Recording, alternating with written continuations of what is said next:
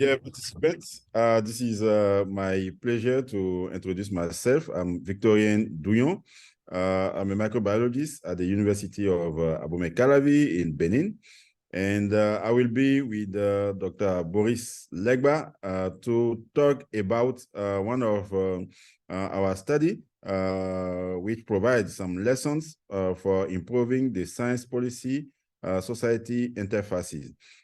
This project was about improving the quality of laboratory diagnosis for bacteria causing bloodstream infection and better antimicrobial resistance control in Benin.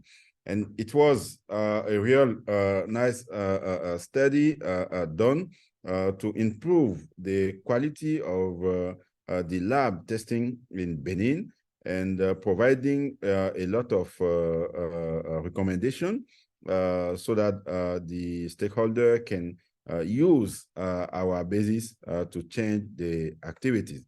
And as you may know, the diagnosis of bloodstream infection in Africa, especially in Benin, is a real public health problem.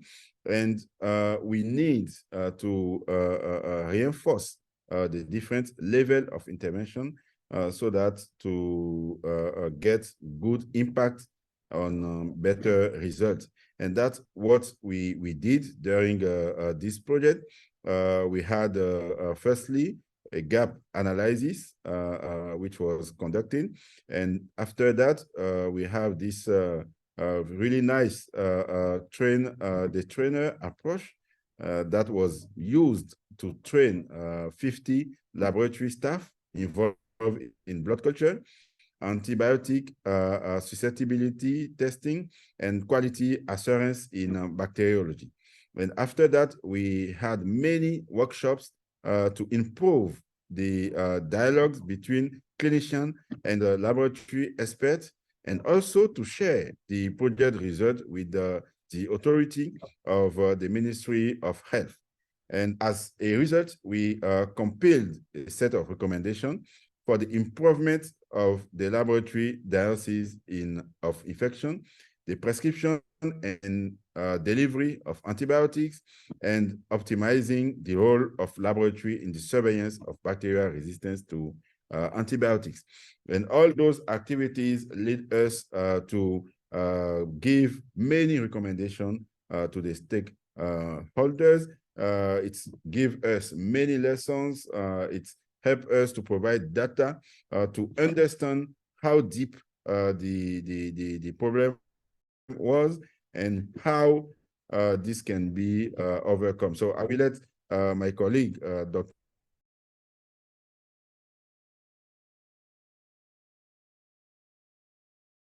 the recommendation based on this study. Thank you, Dr. Douillon. So after this study, we have proposed some recommendation which can improve the situation of laboratory diagnostic in Benin. And firstly, we can say that the reliability of laboratory results depends on the technical platform, but also of the skill of the staff. So we think that we need to prioritize the technical platform, but also organize some continuous training program for laboratory professionals, and be focused on quality assurance, because it is very important if you want to ensure accurate diagnosis and management of infection in Benin. We also think that it is very important and crucial to improve the collaboration between clinician, physician, but also other healthcare professionals, because it will be important to implement antimicrobial stewardship to optimize antibiotic prescription, but also dispensing. And we think that to achieve this, we need to recommend to the development of a national antibiotic therapy guideline based on AST results, antibiotic susceptibility testing, but also bacterial ecology.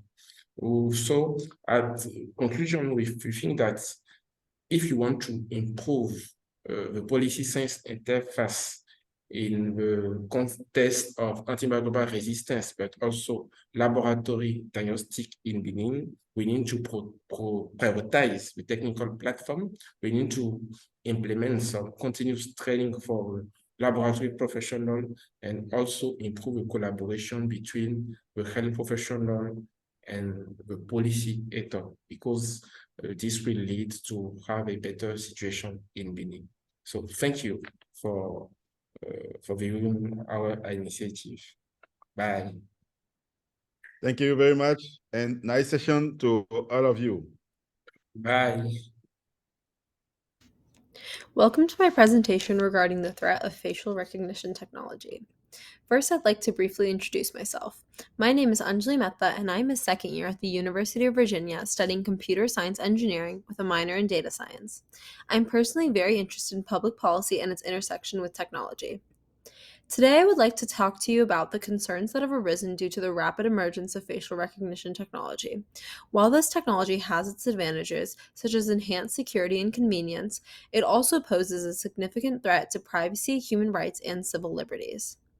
One of the primary concerns with facial recognition technology is its potential for abuse by governments, corporations, or individuals. Authorities can use facial recognition technology to identify and track individuals without their consent, eroding away personal privacy rights. Additionally, the technology has the potential to be used as a tool for social control, particularly in authoritarian regimes. Another concern is the potential for facial recognition technology to perpetuate existing biases and discrimination. The algorithms used by FRT software have been found to be less accurate in identifying individuals with darker skin tones and women, which can lead to false identifications and wrongful arrests. This issue leads to unjust targeting and profiling of marginalized groups. The threat of facial recognition technology is relevant to several of the UN SDGs, particularly those related to human rights, equality, and innovation. The use of FRT can undermine these goals by enabling governments and other institutions to monitor individuals without their knowledge or consent, leading to a strain on individual freedoms and a sense of constant surveillance. Existing legislation, such as the BIPA and GDPR, can be used as a baseline when developing policy regulations regarding facial recognition technology. Some basic tenets to follow are requiring organizations to obtain informed consent, providing clear guidelines for the use of FRT, and ensuring reasonable data gathering. It is essential that the international community and members of the UN take action to address the issues caused by rapidly emerging facial recognition technology. Some possible recommendations include developing standards and regulations for the use of the technology, increasing public awareness about the risks and potential consequences of its use, promoting transparency and accountability in the development and deployment of facial recognition systems, and reworking algorithms to remove existing biases. Another possible recommended solution is to develop an expert panel regarding the use and research of FRT. In conclusion, regulation is essential to ensure that FRT is used ethically and responsibly. It is crucial for the United Nations to focus on this issue and take action to address the risks posed by facial recognition technology. We need to work towards a future where technology can be harnessed for good while ensuring that it does not infringe on our rights or contribute to societal inequality. Thank you so much for listening. Artificial intelligence has the potential to advance or detract from the UN Sustainable Development Goals, particularly the health, education, and economic growth goals. Artificial intelligence is a growing field of technology that produces machines capable of consuming vast quantities of data, detecting patterns, and capable of human-like reasoning and judgment. If utilized properly, AI could improve accessibility and quality of healthcare across the globe. For example, AI is able to more accurately diagnose diseases based on symptoms and to predict seizures for those who have epilepsy. It can also reduce costs and wait time for low-income countries who do not have enough medical experts to meet the needs. AI can also increase education accessibility through personalized math and reading programs or by relieving teachers of mundane tasks such as grading worksheets so they can work face-to-face with the students more. Lastly, AI is predicted to double economic growth rates by 2035 through increasing labor productivity.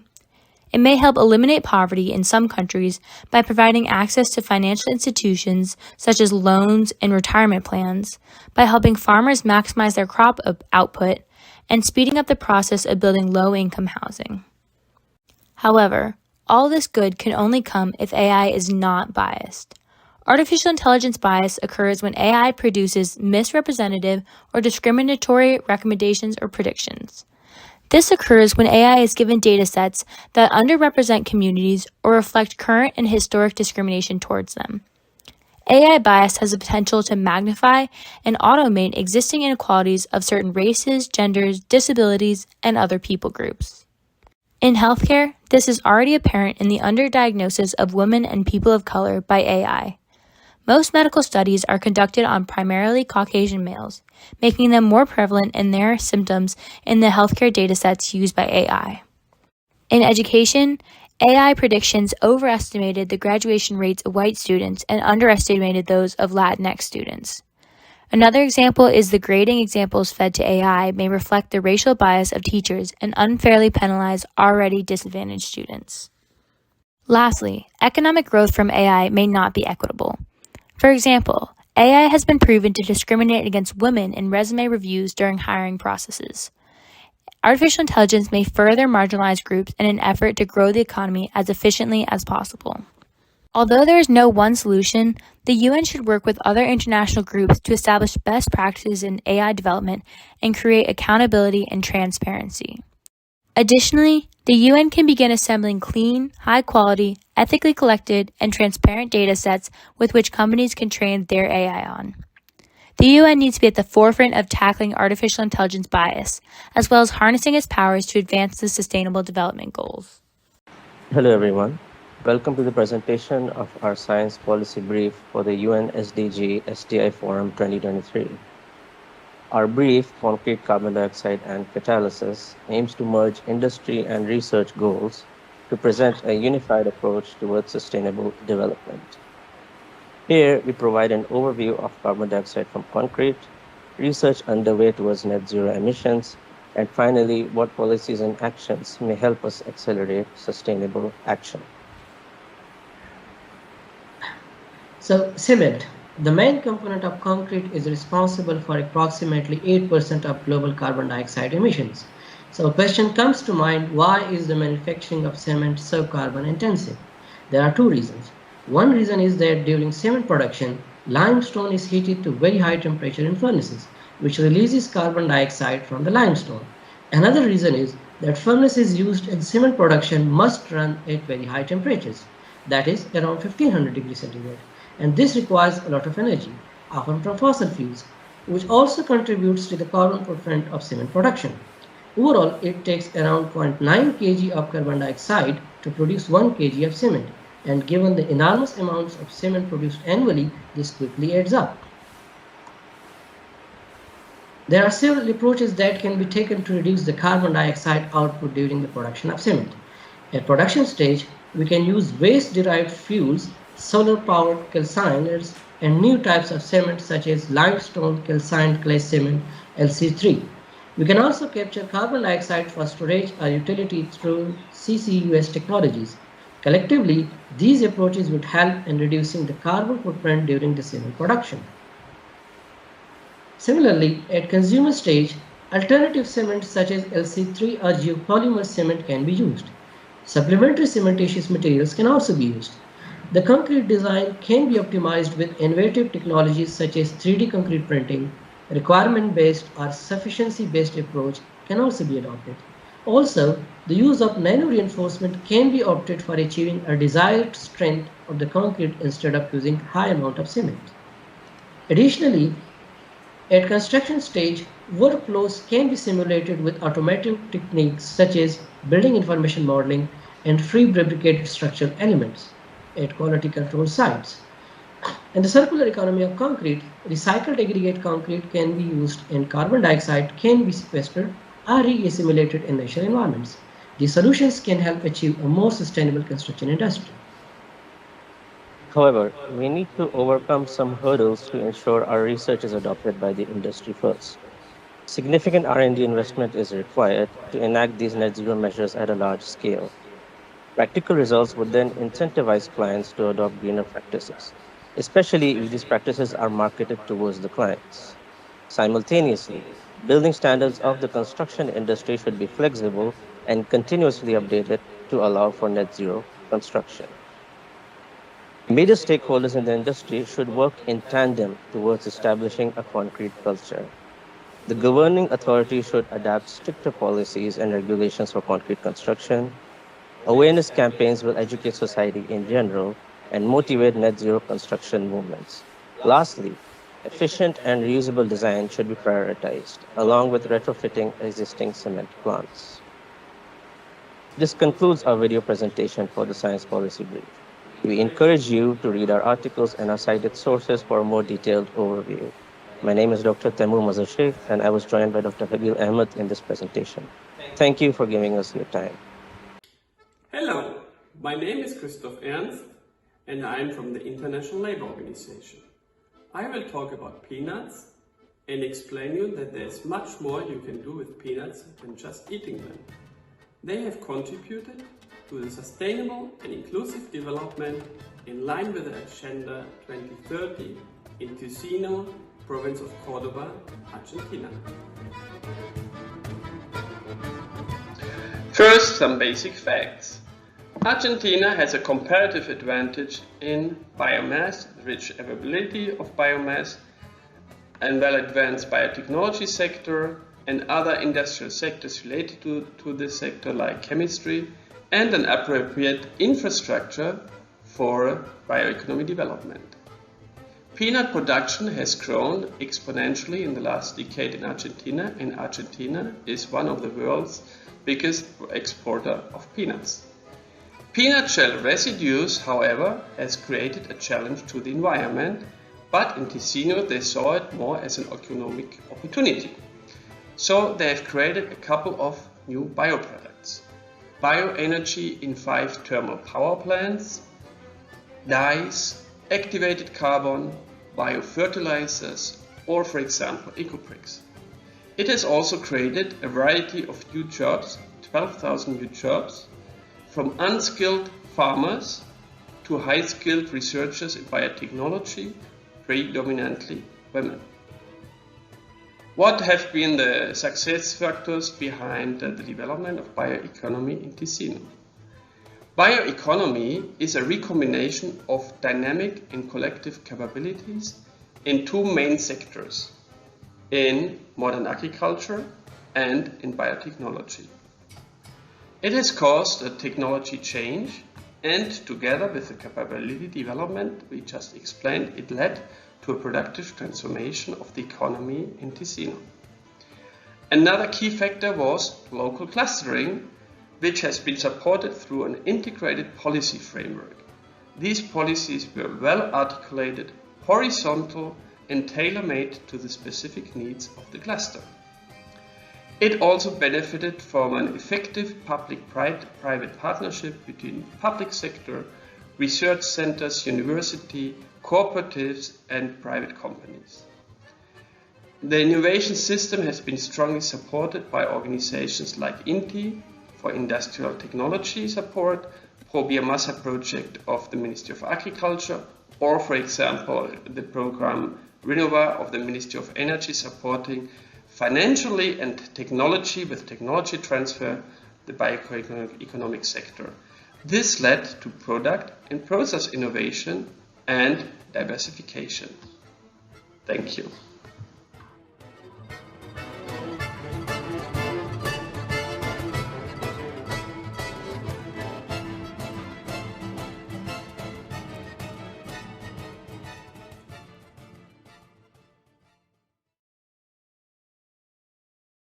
Genome editing is an innovative technology that is blooming in molecular biology, giving its precision, low cost, and ease of use. It is at the reach of every laboratory in the world, becoming the model of democratization in science. This technology generates DNA sequence variants at defined positions in the genome. It can be applied to modified coding regions affecting protein function or in regulatory regions, impacting cell type specificity, time of promoter activity, as well as splicing variants. The best-known system in genome editing toolbox is CRISPR-Cas9 platform. Alternative systems are TALEN and zinc finger nucleases. All these editing tools target specific DNA sequences in the genome, inducing DNA double-strand breaks at the target size. Once the DNA is cut, the cell uses its own machinery to repair, consisting in two major mechanisms: homologous directed repair and non-homologous end joining, resulting in targeted integration or gene disruption, respectively. The potential that genome editing offers to human health is immense. As a matter of fact, it provides more targeted treatments and improves the human condition through the repair of deleterious genetic mutations. Being a novel and sophisticated technology, it needs accurate regulation to ensure its use in a safe, effective, and most importantly, ethical manner. In plants, the technology offers unique opportunities for new agricultural transformation, providing new plants variants that hold improved crop yields, reduced levels of agrochemical, as well as improved nutritional values. In addition, climate change is affecting crop yields due to an increase in temperature, as well as creating water shortage. This technology surpasses conventional breeding systems, which are labor-intense and too slow to go from the first crosses to the commercial varieties. Likewise, genetically modified crops have been generated with beneficial traits through the transfer of transgenes or gene elements of known function. Despite the success, certain GMOs are still affected by unproven food security and environmental safety concerns from the general public. To this respect, the potential and negligible risks involved in modifying genomes through the genome editing technology are significantly lower than those of GMOs, because most modification consists of only few nucleotides, producing changes similar to those naturally occurring in normal breedings. Therefore, the use of genome editing into modern breeding programs can modernize plant breeding via rapid, cheap, and precise crop improvements, as well as meeting the ever-increase of global demand for food and water supply. In addition, government regulation and consumer acceptance are likely to be more welcoming towards the use of this new breeding technology.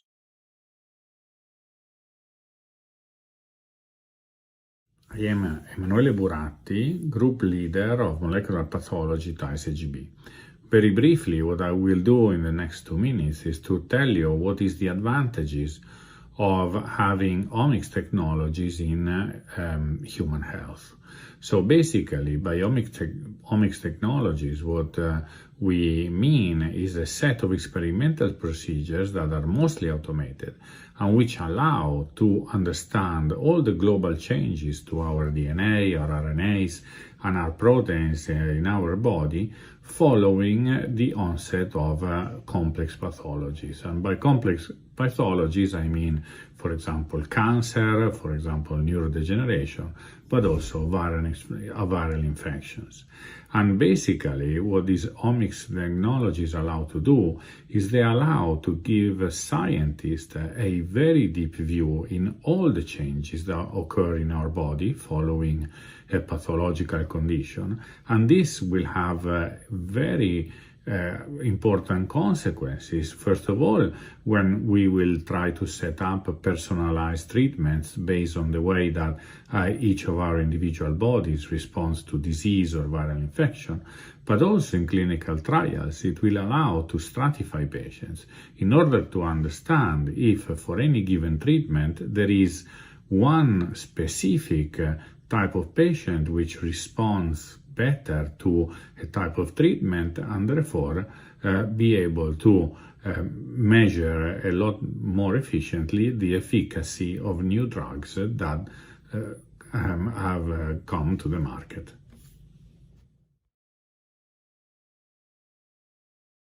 My name is Vittorio Venturi. I'm a group leader at the ICGB, the International Center for Genetic Engineering and Biotechnology. located in Trieste in Italy. So I would like to discuss with you briefly how the omics sciences are important in plant biotechnology. So plant scientists today are interested to understand how plants tolerate to abiotic stresses like high temperature, water scarcity, or high saline conditions, or how they cope to resist a pathogen upon, how when a pathogen attacks a plant, how come certain plants are resistant. So we need to understand these mechanisms of resistance in order then to transfer them to economically important plants. So the genomics allows us to sequence the genomes of plants. The transcriptomics allows us to understand which genes are transcribed under these stressful conditions. The proteomics allows us to have a complete picture of all the proteins and their abundance present in plant cells under these stresses. And the metabolomics allow us to understand which are the small metabolites, small compounds that are abundant under these stressful conditions. So this gives us a lot of information and will allow us to understand these resistance to these stresses and how we can then use these mechanisms to create economically resistant plant varieties. I also wish to mention that these omics technologies are and will be very important in the study of plant microbiomes, because we now know that plants, just like humans, live together with many microbes, and this microbial community is very important for plant health. So these omics, this genomics, transcriptomics, proteomics, and metabolomics will allow us to study the microbial communities and how they live together with the plant, and which types of microbes and what they're doing together with plants, and what kind of communication, what kind of signaling, what kind of metabolic activities they have. So then we can use this information also to devise new ways, sustainable ways for the next generation agriculture.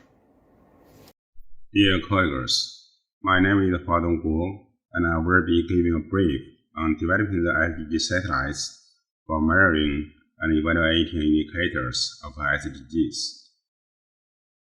The 2030 Agenda provides a globally accepted framework with concrete goals and targets that can guide relevant national and regional actions, ensuring progress towards SDGs. However, lack of data and coverage has limited and impacted monitoring of progress towards SDGs globally. Earth observation platforms provide an important stream of structured data over the past several decades. Bigger data concept provides a new data-intensive research method that seeks to integrate multi-source data with observation as a core ingredient for spatial context. Bigger data approach has the potential to resolve complex interactions and the evolutionary process between Earth's natural systems and human social systems. The International Research Center of Big Data for Sustainable Development Goals was established on September 6, 2021. It is committed to work together, diversify observation data for SDG applications, and is working to develop and launch a series of SDG satellites as part of its mission. SIVARS developed and launched the Sustainable Development Goals Science Satellite 1, that means SDG Sat 1, on 5th November 2021, as the first of this series of SDG satellites with the desired specifications meant to monitor several SDGs indicators. Data from SDG Sat 1 will not only serve the data needs of United Nations member states, but also research and scientific applications. SIVARS has made the data from SDG Sat 1 available free of charge to the scientific community around the world. With the SDG Sat 1 Open Science Program initiated in September 2022, following is our recommendations. Firstly, the Global Development Initiative and the UN TFM provide reliable frameworks to improve the science policy interface to encourage governments at all levels in developing nations to take advantage of observation satellites. Secondly, localization programs are key to realize the maximum potential of observation data and empower individuals to gain knowledge, develop skills, and utilize these resources to develop local resolution to local challenges. Thirdly, interoperability and data fusion research can open new opportunities for continuous streams of viable information, improving data resolutions necessary for monitoring and decision support for sustainable development. Fourthly, observation data has to be realized as important fundamental data to fuel community-driven movement towards sustainability by encouraging development of digital public goods for SDGs. Open and accessible observation data will support localization programs and engage talent volunteer community to share ideas and publish digital products. Thank you.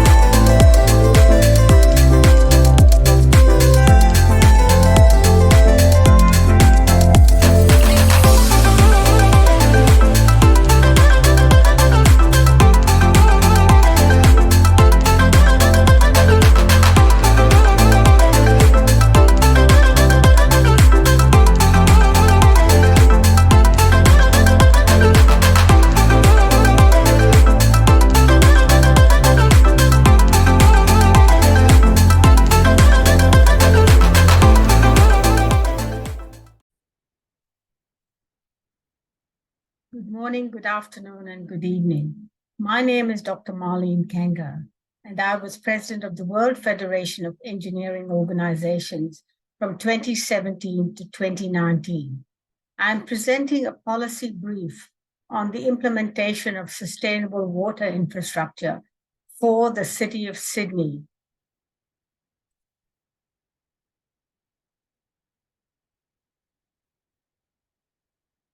From 2014 to 2023, I was a member of the board of Sydney Water Corporation, a government-owned entity responsible for providing water services to the City of Sydney. And for 6 years, I was chair of the Planning and Infrastructure Committee that provided leadership and governance for the development of sustainable water infrastructure strategies for Greater Sydney. The roadmap that I'm presenting in the policy brief here today is structured around the Global Sustainable Development Report 2023, Levers for Transformation. And it addresses the 5 levers that have been mentioned, including governance, individual and collective action, the role of engineering and technology, especially for innovation, capacity building, and financing.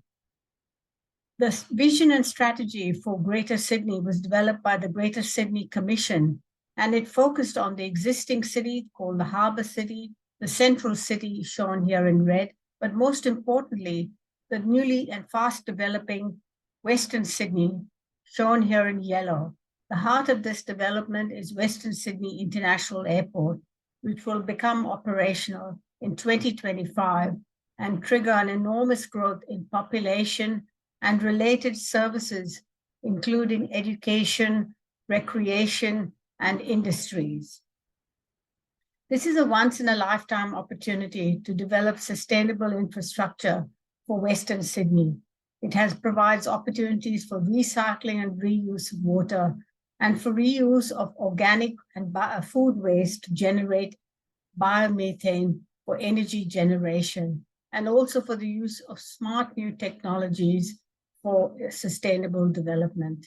Importantly, this $10 billion investment over 30 years does not incur any additional costs for the sustainable investment strategies that have been developed. These strategies have been led by the board of Sydney Water, which has been committed to advancing the UN Sustainable Development Goals and to various aspects and targets, including a climate resilient city and net zero carbon targets. You can see here some of the strategies that have been developed, including the Advanced Water Recycling Center, which will be the heart of the circular economy in Western Sydney, the development of new approaches to capture stormwater to enable a green canopy for the city, and the cooling and greening benefits, of course, will have enormous economic, social, and environmental benefits. And here on the right, you see the use of artificial intelligence combined with data obtained from IoT devices for predictive and maintenance, which is much more sustainable and efficient. Individuals have been empowered with behind-the-meter and smart meter technologies to manage their water use, to recycle, and to reuse. And here on the right, you see the use of robotics for the inspection of critical mains, also enhancing the safety of staff at Sydney Water. And finally, financing has been used using sustainability bonds.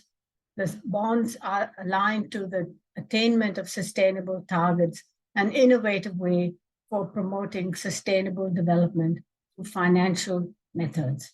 I hope you find this useful in implementing sustainable development infrastructure in your own cities. Thank you.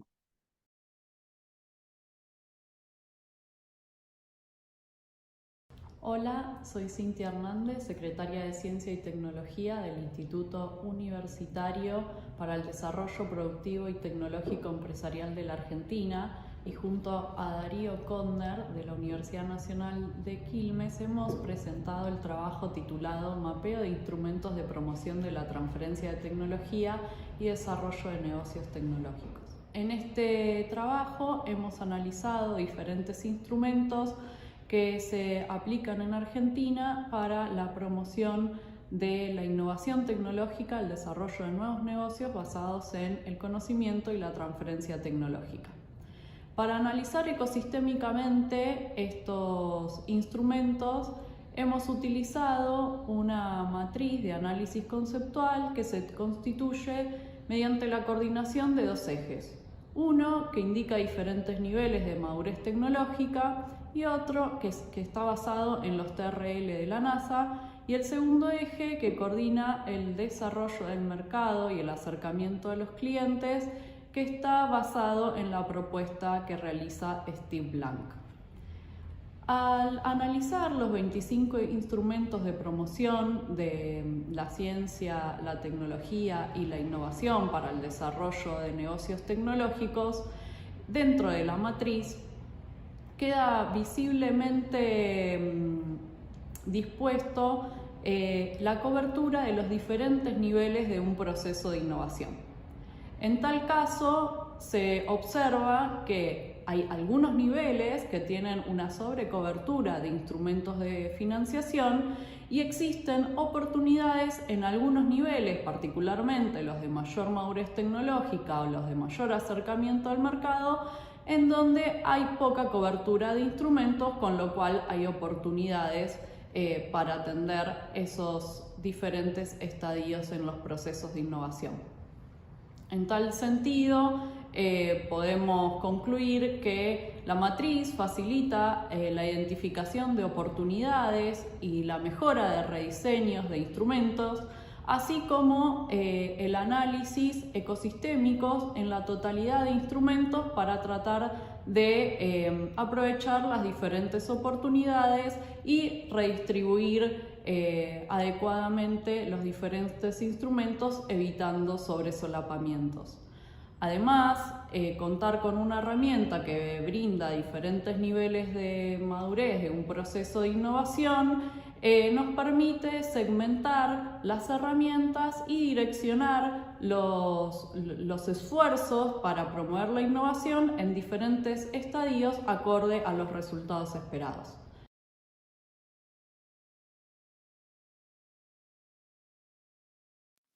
Hi everyone, my name is Maria Cecilia San Martin and I will be presenting you this brief report rewritten with Dr. Gabriela Bortz from Argentina, titled Between Regional Convergence and Locally Rooted Technological and Cultural Aspects, Lessons from the Case of COVID Vaccines in Latin America.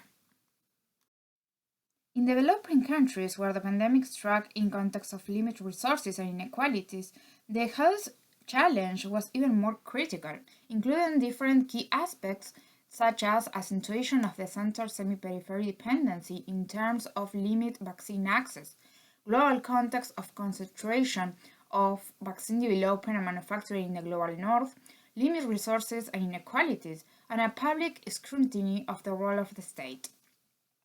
In this global context of concentration of vaccine development and manufacturing and the jurisdictional expansion of intellectual property, several middle-income countries ventured into different initiatives to increase their access to vaccines. On the one hand, some of them requested temporary exemption of any type of IP on medical products and the associated technologies related to the prevention, diagnosis, and treatment of COVID. On the other hand, some developing countries opted to their own vaccine production. Regarding some facts about the pandemic responses in Latin American region, the pandemic marked a repositioning of the role of the state and the scientific and technological sector, mostly public. The latter was summoned as a key actor and authoritative voice, hoping to contribute to the resolution of social problems. In a context of historical disconnection between science and technological capacities and socio-productive needs, the health emergency gave rise to a flexible articulation between the state, the scientific and technological sector, and the private sectors in Latin America that enabled to obtain useful knowledge and technologies that to respond to the pandemic at an unprecedented speed. This was possible due to the strategic and oriented policies deployed by the states to address economic, financial, technological, regulatory, and IP issues, to greater institutional integration in terms of scientific and technological planning and financing and regulatory aspects, and to a change in the research and development and production dynamics of biopharmaceutical laboratories, both public and private. In the Argentinian case, the state focused initially on the acquisition of foreign vaccines, both through its own negotiations and the COVAX mechanism, and then focused on the local production of vaccines designed and developed abroad. Simultaneously, both the public scientific and technological sector and the private biopharmaceutical laboratories endeavored on the design and development of national COVID vaccines. In the case of Brazil, amidst a lack of coordinated health response at the national level, the country opted for acquiring foreign vaccines, and in a second phase, the government of São Paulo and the Ministry of Health signed agreements with foreign pharmaceutical companies to transfer vaccine technologies for domestic manufacturing. Here we provide some public policy recommendations oriented to promote access to vaccines, taking into account some factors including particular institutional dynamics, forms of governance, and coalitions between key actors. 1. Focus on local specificities. There's a need for public policies that encourage promoting the sector in the long term, with convergence between different areas, a key aspect for large-scale biopharmaceutical projects. These policies must take into account local and regional economic, political, social, and cultural specificities in order to aspire to intra-regional collaboration. The search for regional convergence through regional value chains requires the implementation and coordination of public policies that promote regional value change, as well as regional IP and health regulation harmonization. 3. Regulatory issues. The strong demand for vaccine access in pursuit of the public interest in an emergency context conflicted with the traditional approval processes for biologics deployed by regulatory agencies, which require rigorous scientific evidence of safety and efficacy. It also conflicted with local root imaginaries, past memories of state failures and power abuses, which must be taken into account when formulating public policies regarding regulatory issues and health technologies. 4. Role of the scientific and technological sector. The development of local vaccines, such as the Arvac Cecilia Grierson in Argentina and Butanvac in Brazil, show the change in public-private interaction dynamics, from more linear to more articulated. In the Argentinian case, the designs of the vaccine took into account the available private manufacturing capacity and the fact that it would be administered in booster vaccination campaigns.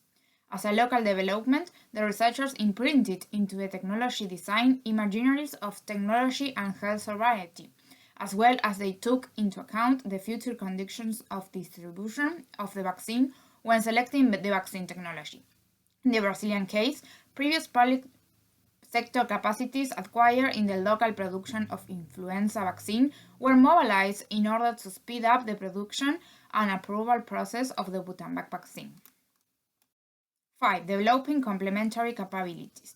Finally, the implementation of public policies at the regional level on complementary capacity building would allow for greater autonomy with respect to key biopharmaceutical input, as well as critical step towards the consolidation of regional hubs and value chains. Thank you very much. The Global Partnership on Plastic Pollution and Marine Litter is a multi-stakeholder partnership that brings together all actors working to address marine litter and plastic pollution. By providing a unique global mechanism to share knowledge and experience, partners can work together to create and advance solutions to this pressing global issue. The global digital platform compiles and crowdsources technical resources, integrates data, and connects stakeholders to guide action. GPML Digital Platform supports the work of the GPML Action Track 1, science policy linkages to bridge science, innovation, and policy by promoting effective communication and understanding. The digital platform provides a permanent, active, and effective multi-stakeholder forum to promote communication and understanding on science, innovation, and policy developments on marine litter and plastic pollution. Regional nodes of the GPML provide regional platforms for knowledge and data sharing and multi-stakeholder networking. They aim to support and promote efforts to address marine litter at the regional level, strengthening knowledge management and enhancing cooperation between regions and globally in support of the GPML's objectives.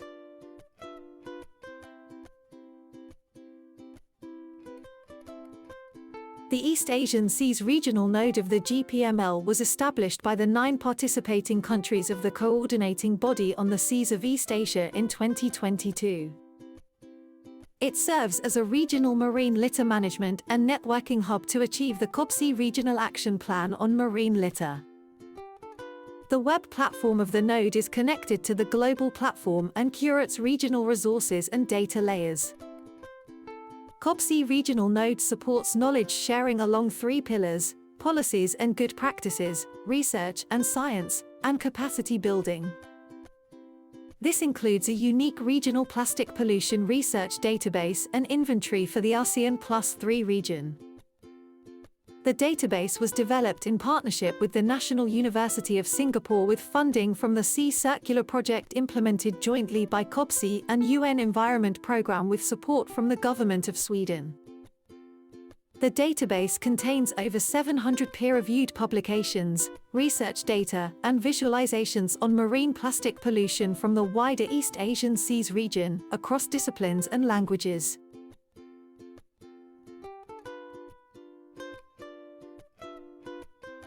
The database is maintained through the Regional Research Network of the node. This is a network of research scientists in the East Asian Seas region to share findings on marine plastic pollution research.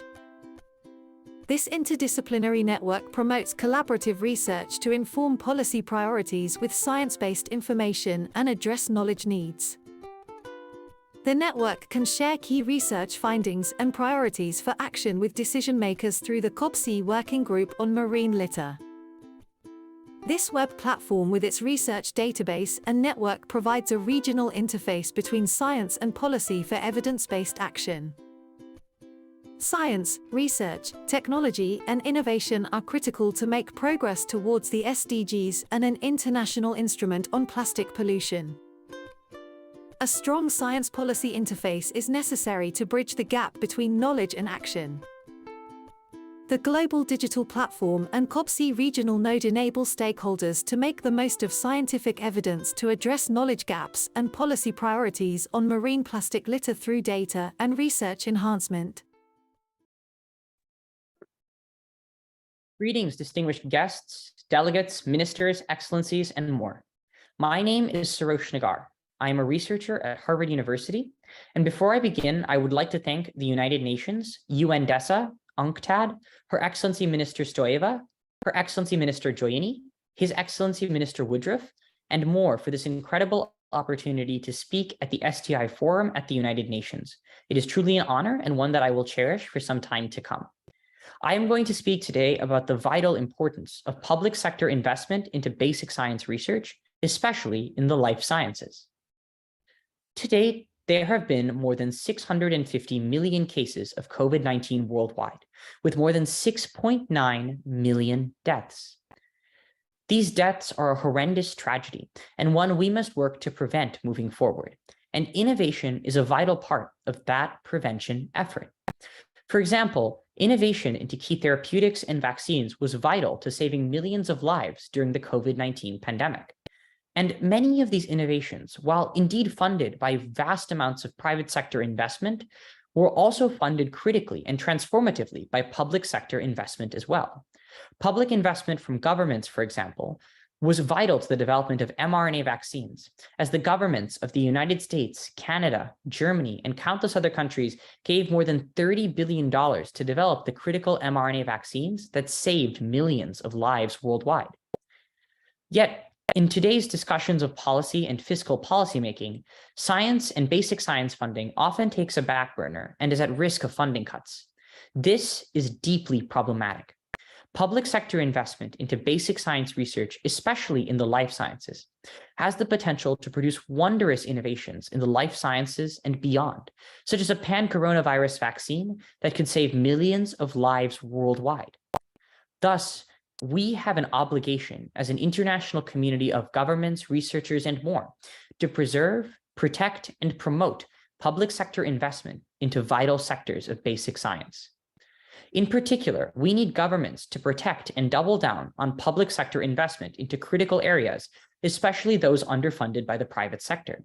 For example, in antibiotics, where the private sector has often lagged behind in investment, yet more than 10 million people may soon become susceptible to antimicrobial resistant infections moving forward. It is vital that as an international community and as governments, we work to support research into antibiotics and other critical sectors to ensure we have the needed innovations necessary to ward off future pathogens and save lives.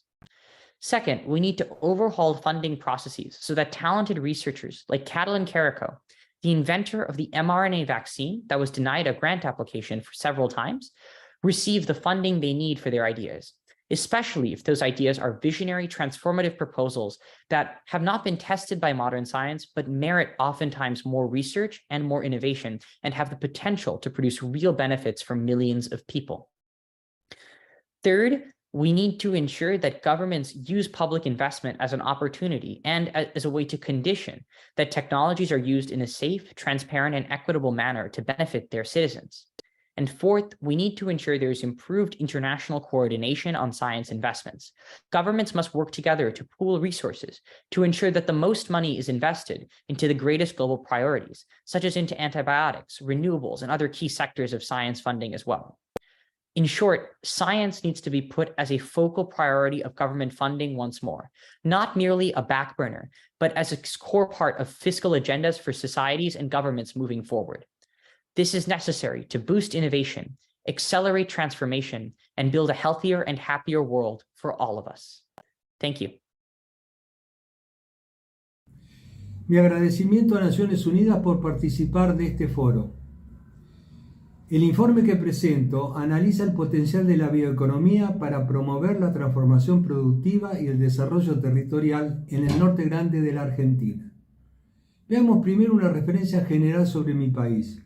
La estrategia de desarrollo de Argentina ha sido históricamente pendular debido en gran parte a la divergencia política entre los roles del sector agropecuario y el sector industrial. El resultado final ha sido una industrialización inconclusa, concentrada en la región central del país, generando fuertes asimetrías regionales. ¿Cómo se inserta el norte grande en este contexto? Esta región abarca 10 de las 23 provincias del país, se caracteriza por un débil desarrollo socioeconómico, una matriz productiva de carácter primario y recurrentes conflictos socioambientales. Al mismo tiempo, y esto es muy relevante, el norte grande cuenta con una inmensa riqueza de recursos biológicos, importantes capacidades científico-tecnológicas y una base político-institucional consolidada regionalmente. ¿Cuál sería entonces el rol de la bioeconomía? Teniendo la ciencia, tecnología e innovación como su principal instrumento, posibilitaría resolver la divergencia política y los desafíos estructurales del norte grande, utilizando sustentablemente todo el espectro de la producción biológica renovable. ¿Cuál sería la estrategia? Integrar la industrialización de los recursos biológicos con el desarrollo territorial en la búsqueda de una economía circular. Implica el uso intensivo de conocimiento, basada en el desarrollo de los intangibles con fuerte agregado de valor en origen, sostenibilidad ambiental y descarbonización de la economía. ¿Cuáles serían los escenarios posibles? Se construyeron a partir de diferentes hipótesis de resolución de la disputa política entre los modelos de desarrollo en pugna. Hemos asumido 5 escenarios. El de continuidad, donde se consolida la pugna entre los dos modelos y no tenemos un equilibrio final. 2 escenarios de nuevos equilibrios, uno que va en camino a la bioindustria y el otro que sigue apoyado en el sector agroexportador. Un escenario de colapso donde se acrecienta y consolida la emergencia económica, social y político-institucional. Y por último, el de transformación, donde predomina la integración de la agroindustria o de la agrobioindustria y el desarrollo territorial. ¿Qué esperamos entonces de la política pública y del compromiso regional? Los avances logrados en el desarrollo de la bioeconomía deben transformarse en una política de Estado, a partir de una nueva dinámica del desarrollo regional y territorial. El escenario de transformación se asocia con la imagen del futuro deseado, pero requiere leyes, nuevas instituciones, esquemas de gobernanza y marcos regulatorios que tengan a la bioeconomía como vector del desarrollo sostenible. Por su parte, el compromiso regional tendrá que traducirse en un plan estratégico y el fortalecimiento de una plataforma interinstitucional público-privada que sustente la estrategia, las políticas públicas y una agenda de investigación, desarrollo e innovación para concretar la integración de la bioeconomía y el desarrollo territorial. Esta es la síntesis que deseaba presentarles. Estoy muy agradecido por su atención.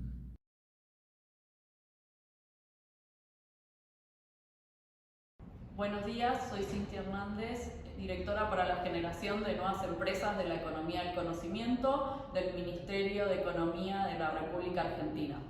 Desde la dirección trabajamos en optimizar los procesos de innovación tecnológica. En tal sentido, hemos presentado la propuesta de codesarrollo como herramienta de innovación abierta en la Argentina.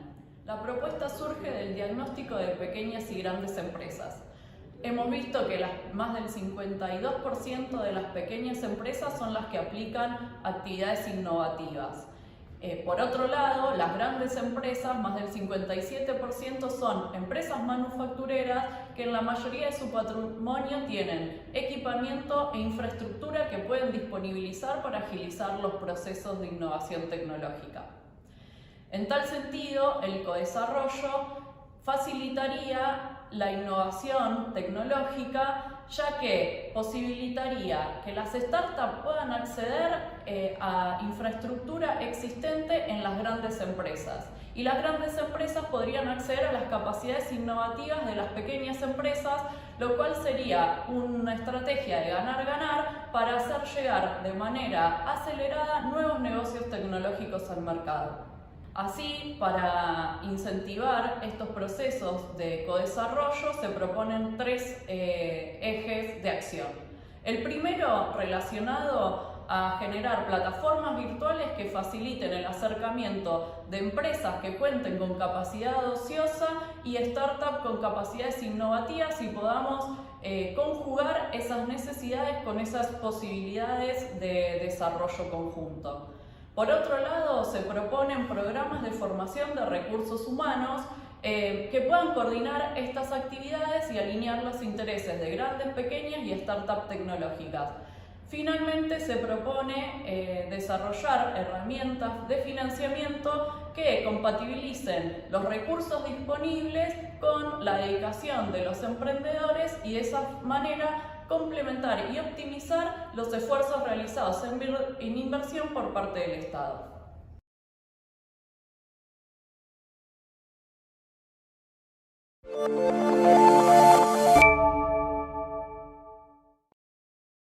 Hello, my name is Katya Klinova. I'm the head of the Labor and Economy program at the Partnership on AI, or PAI.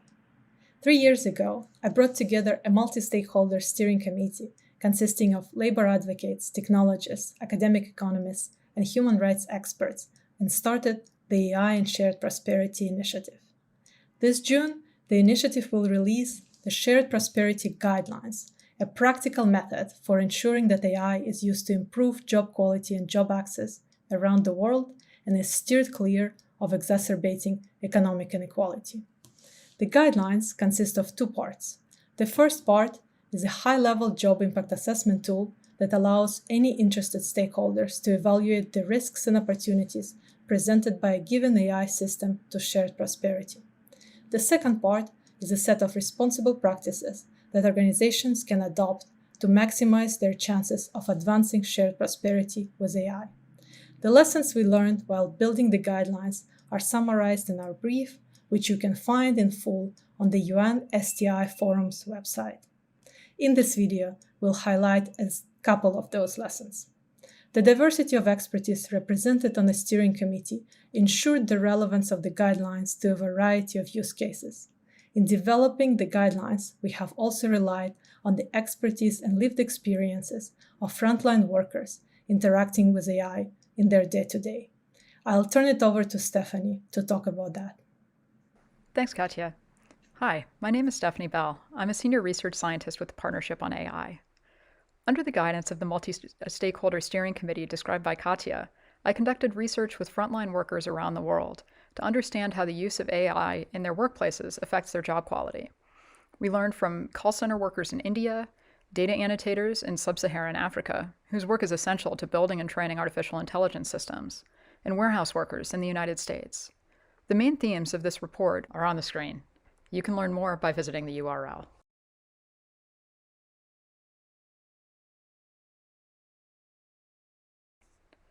As we discussed in our brief, our steering committee illustrated the importance of swiftly forming multi-stakeholder groups around frontier technologies to explore the contours of potential problems as well as their solutions.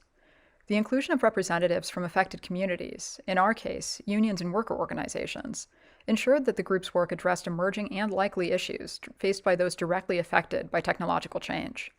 At the same time, drawing on the expertise of those building these technologies allowed us to stay relevant to industry practices and norms. It also showed how transnational, multi-stakeholder groups can work towards solutions for issues that transcend borders and corporate structures.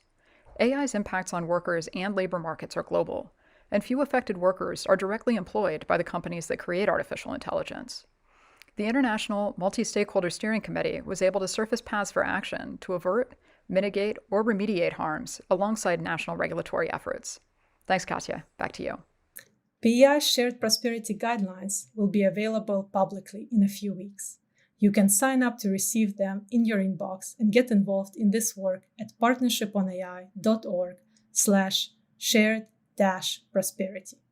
Please do get in touch if you're interested in helping us test, refine, and advance the adoption of the Shared Prosperity Guidelines.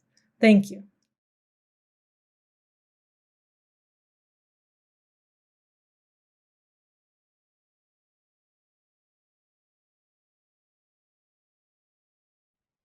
Among the global goals for sustainable development, world leaders agreed on Goal 17, Partnership for the Goals, which aims to strengthen the means of implementation and revitalize the global partnership for sustainable development. However, the partnership between science, policy, and society is particularly weak in countries from the global south. Science policy interface can produce impacts that enhance society well-being, but collaboration between science and policy communities are not straightforward. Training programs can help advance the challenges faced by science and policy communities in developing countries. For scientists looking to participate in the policy arena, involvement in the policy-making process requires other skills beyond a PhD training. Science policy interface training programs have been designed to help early career researchers acquire knowledge and develop abilities suitable to support public decision-making. The programs usually comprise an intensive series of courses followed by an immersive experience in policy-making organization, where trainees gain first-hand insightful knowledge of the inner workings of policymaking. This results in a gain-gain scenario where policymaking organizations procure specialized staff and fellows acquire professional experience to open up new career paths. Our policy recommendation is to embed science policy interface programs in the larger science, technology, and innovation ecosystem of developing countries. To achieve this, a gradual and systematic approach that considers the following is suggested. Include the promotion of a closer relation between science and society in the National Development Plan or similar document. Involve key policymakers and other stakeholders from early stage of the project. Choose a host institution willing to divert some of its existing resources or collaborate to procure new ones. Ensure financing, keeping in mind that resources may be attained through agreements with relevant stakeholders. Include topics on science policy interface, public policy, writing of policy briefs, and other evidence-based documents, as well as important soft skills. 2 years of training for PhD holders seem to be adequate. Regular meetings with fellows and supervising officers for coordination, assessment, and steering are highly encouraged. Universities and research centers can integrate science policy interface content into their curricula to enhance promotion and readiness. Developing countries face serious challenges like poverty, inequality, disease, pollution, climate change, and others. Science and policy communities need to work together to design sound strategies to solve such problems. Training programs in the science policy interface can improve evidence-oriented decision-making and effectively address challenges, ultimately benefiting society.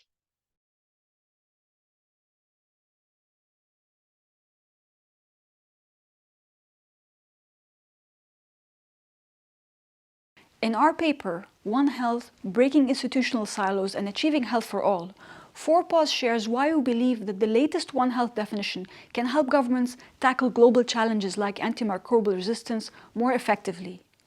And we will share policy recommendations on how to enable this development.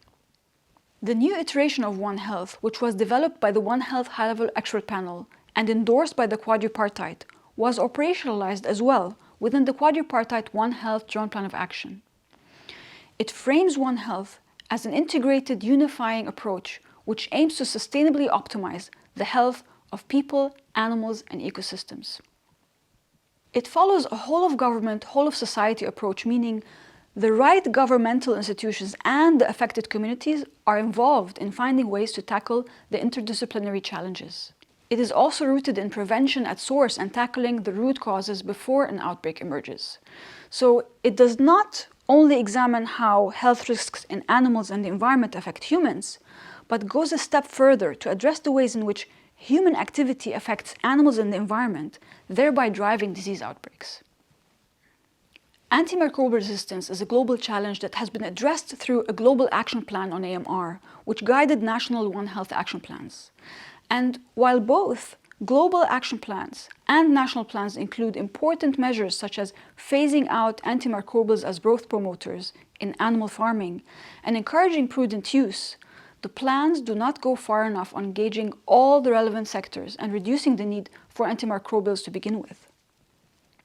Given that more than 70% of the total amount of antimicrobials used globally end up in animal farming, tackling the problem at the root by improving animal welfare could bring about meaningful impact. This is a key area to focus on because poor animal welfare causes chronic stress, which leads to weakened immunity in animals, leaving them more susceptible to infections and resulting in increased use of antimicrobials.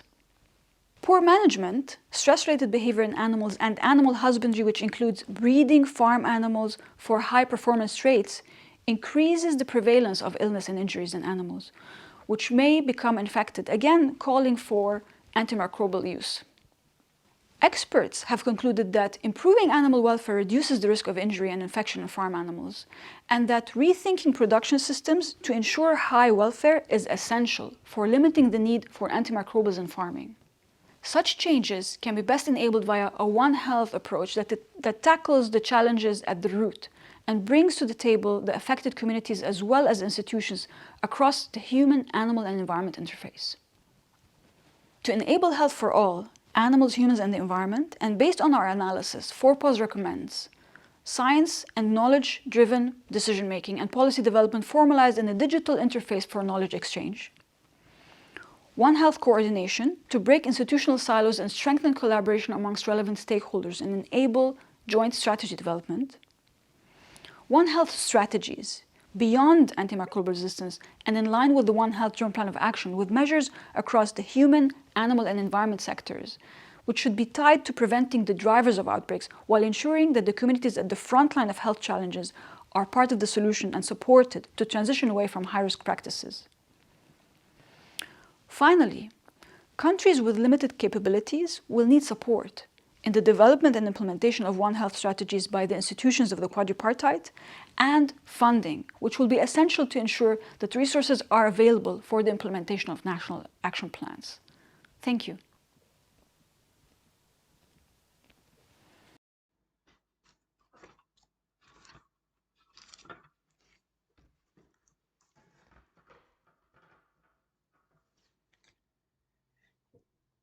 This is Alexander Dill talking. Do you think that there is real evidence that military expenditures have no alternative? This is the opinion of the members of the United Nations Security Council and of many states. My paper that I offer to you is called Shift of Scientists and Scientists to the SDGs. Shift. That means, can we scientists present, develop, explore, offer alternatives to spending 3 trillion euros or dollars per year on military? Can we do that? My answer is yes, we can. But of course, organizations, states, and even colleagues that spend their life with research on military. In some countries, 50% of the national budget for research and development. Can we convince those colleagues? So have a look at my papers and join those who want to take research on alternatives to spend 3 trillion euros on military against the SDGs and against goal 16, which is peace. My name is Emily Chang, and I'm here to explain how the UN could establish a policy tracker that assesses COVID-19 broadband expansion policies worldwide. COVID-19 quarantine spurred a digital revolution. By 2021, internet users grew to 4.9 billion. This growth was marked by inequity. Internet access is still out of reach for historically marginalized groups. The UN should investigate whether releasing unused spectrum made the internet more accessible. One example of this is the United States Federal Communications Commission, which granted temporary access to spectrum in the 5.9 gigahertz to meet increased rural broadband demand. The second policy the UN should investigate calls for governments to deploy fiber. One example is the Spanish government, which will receive 4.3 billion euros to expand fiber optic infrastructure and 5G coverage to underserved areas. The third policy the UN should investigate is facilitating the connection between large and small communication operators. Canadian operators refuse to do this, resulting in increased costs, network instability, and lower internet quality. The fourth policy the UN should investigate increases internet network capacity in anticipation of high demand. Ireland did this. Network operators set up internet ports that could be brought online remotely and preemptively built out an extra 100G of core network capacity. The fifth policy the UN should investigate encourages companies to pledge community support. Over 800 companies signed the Keep Americans Connected initiative, pledging to not terminate services for customers because of their inability to pay their bills. The sixth policy the UN should investigate delivers aid to marginalized communities. UNESCO did this by supporting countries and scaling up distance learning practices to reach at-risk children.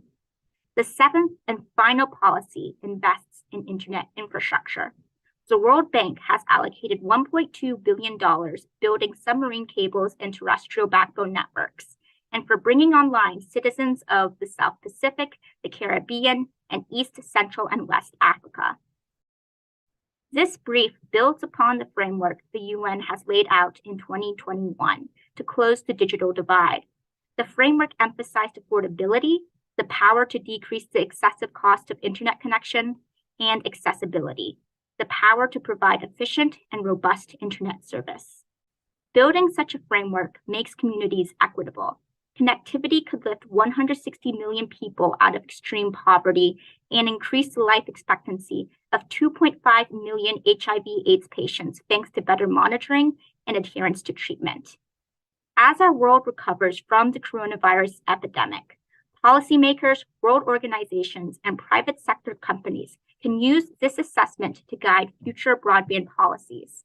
By learning from lessons in broadband, world governments can make the internet more accessible and affordable.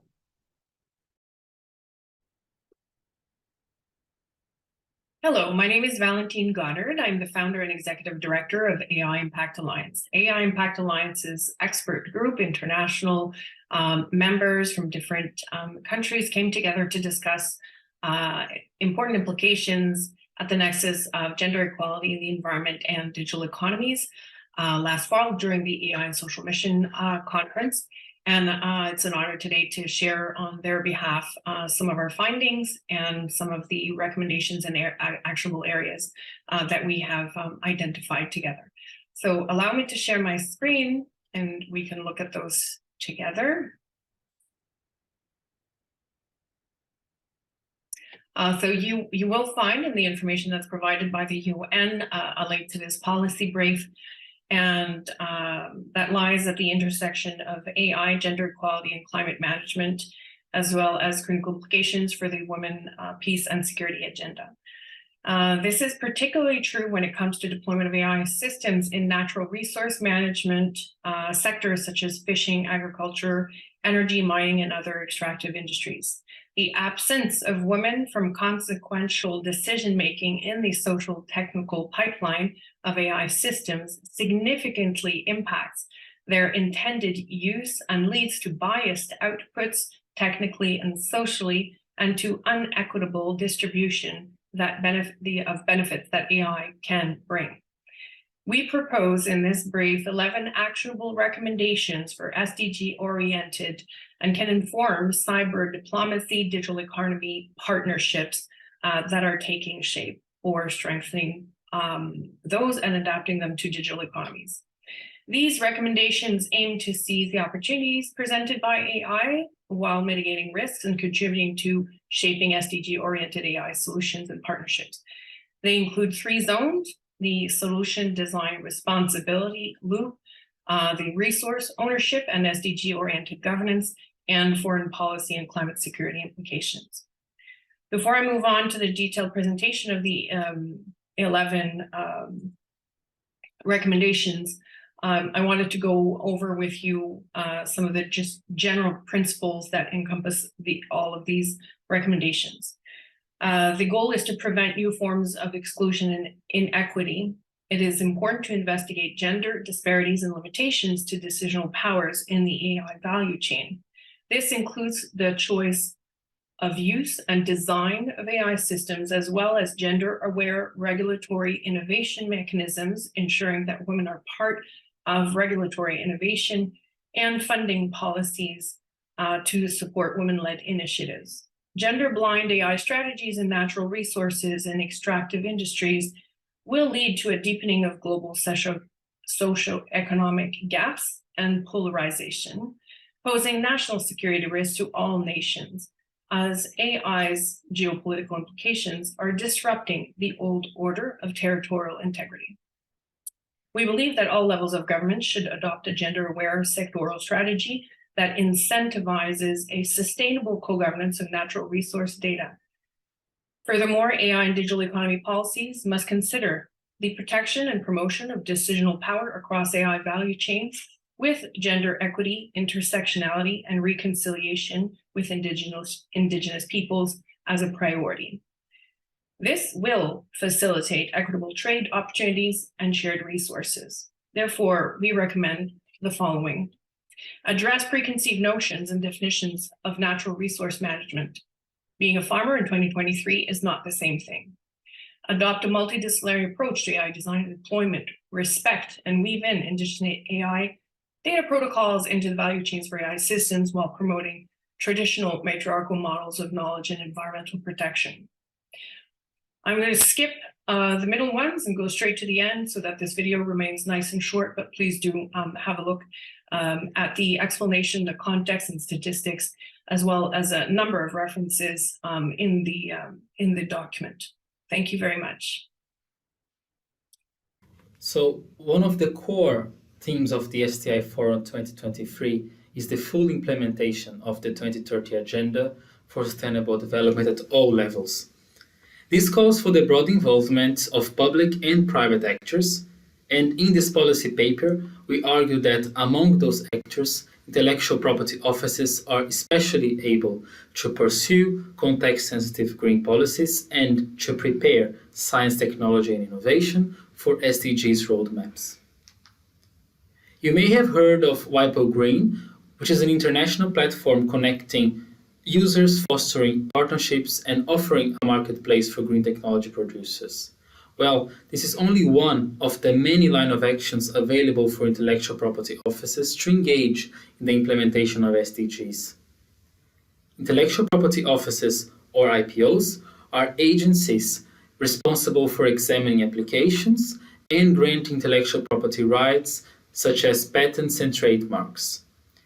In view of their structural autonomy and technical expertise, IPOs are in a unique position to become a one-stop shop for green innovators.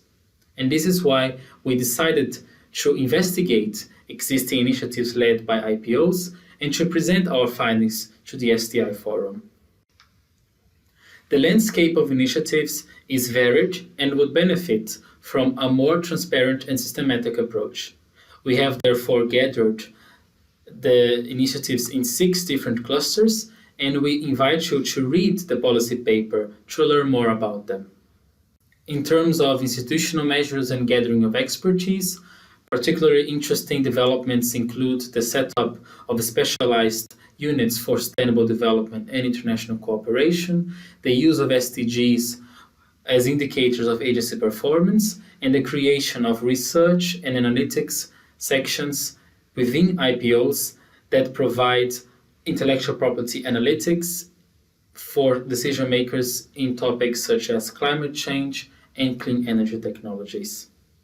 IPOs are also active in offering services that accelerate the patent granting and diffusion of green technologies.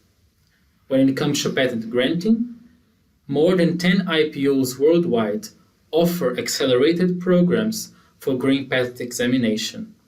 It is also interesting to point out that once those patents are granted, some of those IPOs have an inventory of available green technologies, which makes it easier to the broad public to access green patent information.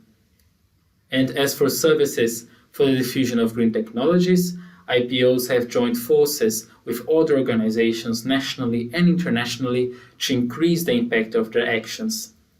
That's why we see, in addition to Wiper Green, similar initiatives facilitating partnerships in countries such as Brazil, Chile, and the United States, and the involvement of IPOs in ongoing acceleration projects in technology sectors such as smart agriculture and clean water distribution.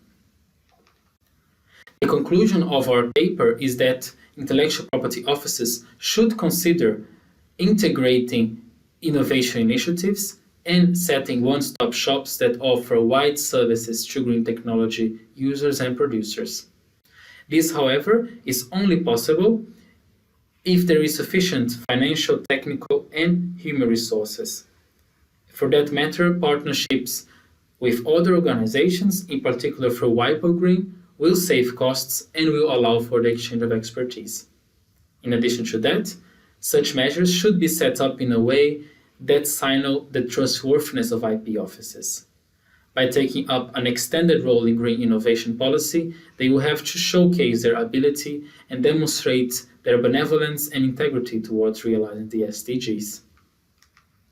We hope that our contribution to the STI Forum will be a springboard for further discussion, and we thank you for the opportunity to present our findings.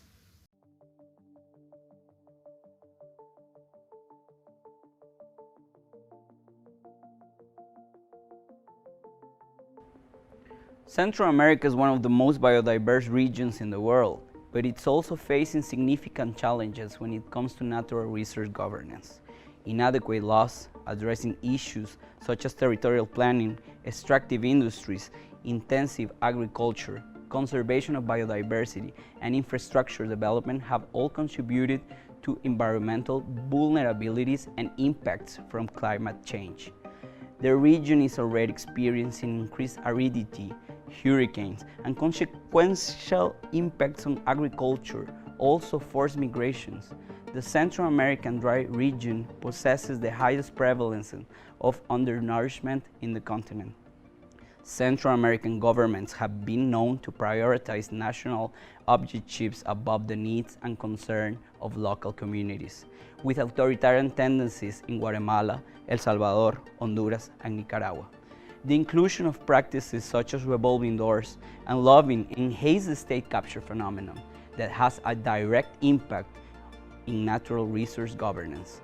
To address this issue, we propose 8 axis dimensions in which climate policy must be reinforced to achieve effective management of natural resources in Central America. Countries with healthier democracies like Costa Rica have shown that efforts to tackle unsustainable resource exploitation through domestic public policies, financial mechanisms under the international programs, and sustainable supply chain initiatives can make a difference. Efforts to preserve indigenous lands through conservation policies must be prioritized. This underscores the significance of taking bottom-up approaches to design environmental policies and investments in Central America. The state capture phenomenon is not an illegal one, it rather uses legal strategies to promote private interest above public ones. It's time to take actions. By establishing an effective monitoring system to gather and evaluate data on climate risks, investing in scientific research and education, and promoting institutional strengthening through a sense of cultural historical congruence within society, we can achieve effective management on natural resources in Central America. Democracy, science, and conservation are core elements that go hand in hand and that need to be nourished in a region that struggles with destructive activities and the protection of life.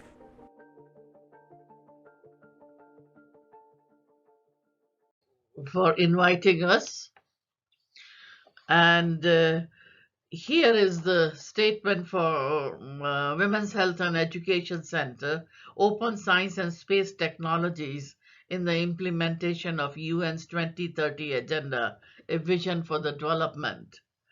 Today, technological change is driven largely by private companies, making it harder for social scientists, policymakers, governments, and the legislators to keep up.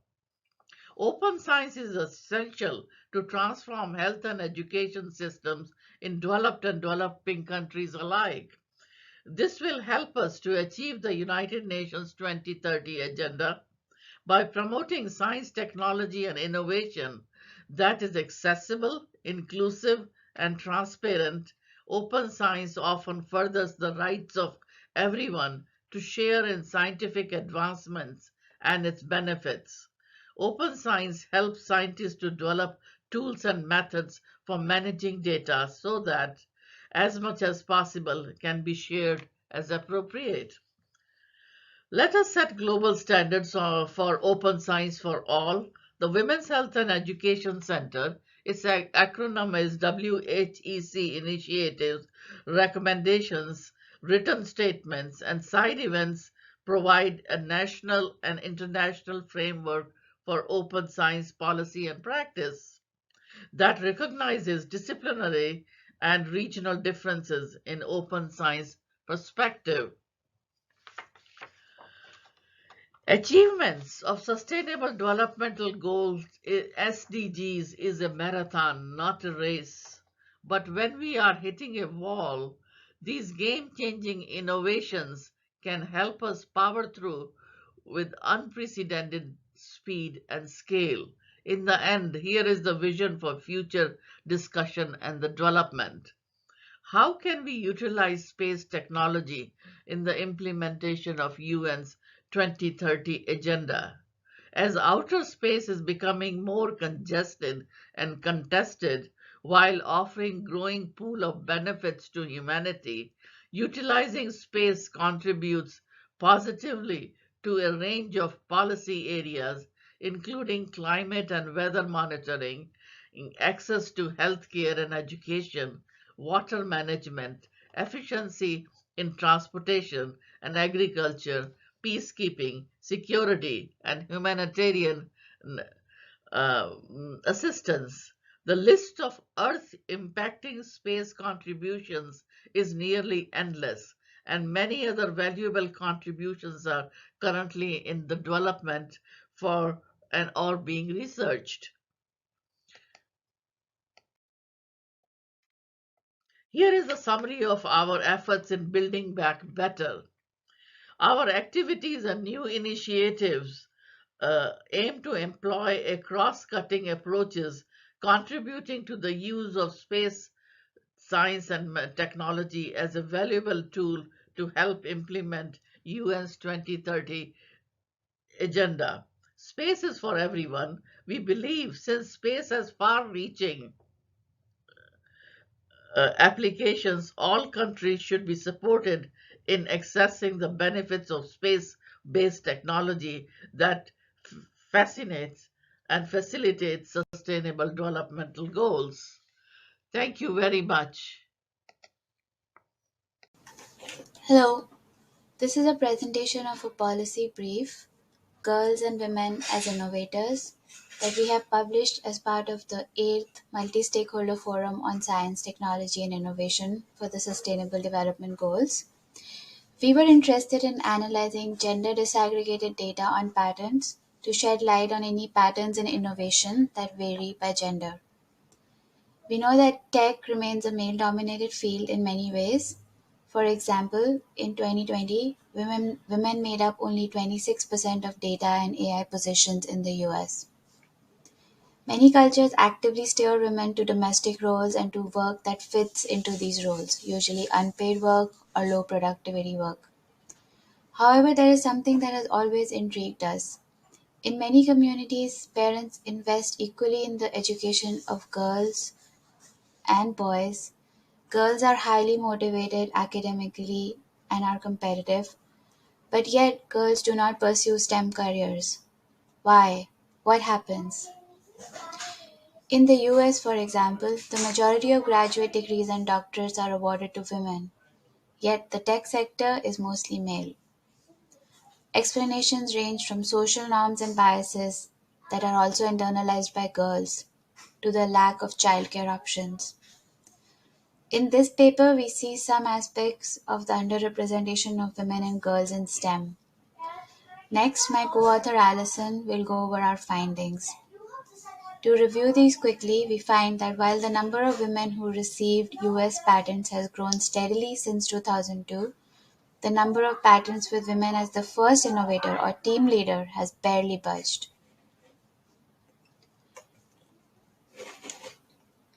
We also find that all male teams remain all too common when it comes to patents, and all female teams are hard to come by. Over to Alison. Thank you, Shivani.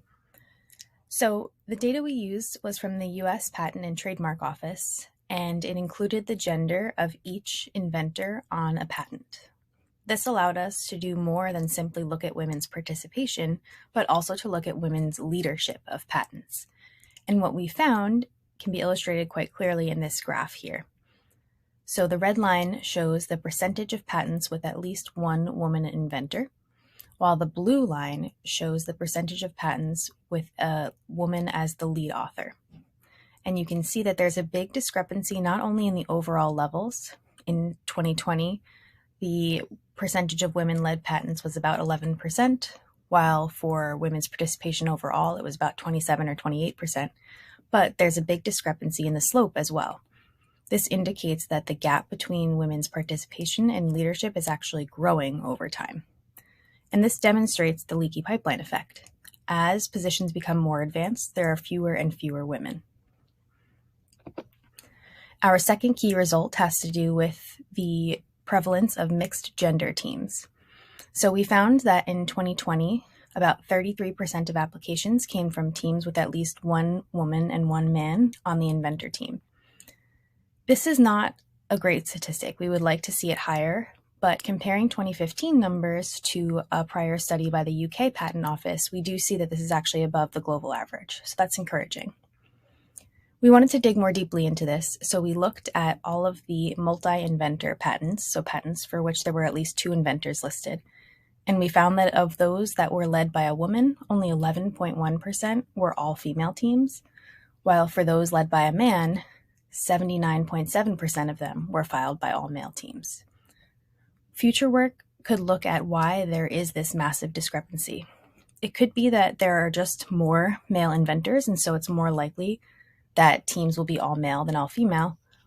But it could also be that effects such as implicit bias are coming into play and leading to more all-male teams and fewer all-female teams, even by female-led inventors.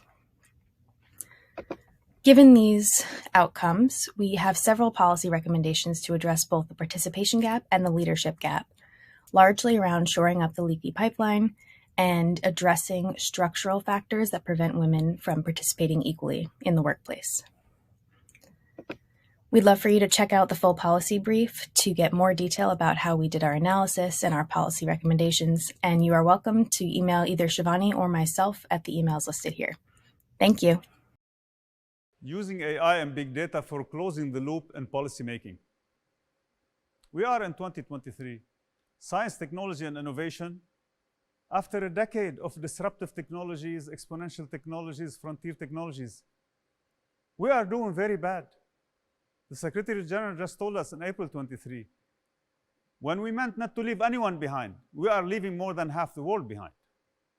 COVID-19, the global stressor, a problem that faced the whole world, proved that the world failed to confront that problem together. Proved that we failed in addressing the challenge as one. Proved that we were selfish, and all the mechanisms that were planned did not work. We lost privacy, we lost lives, we lost economies, and the whole world did not live up to the big challenge.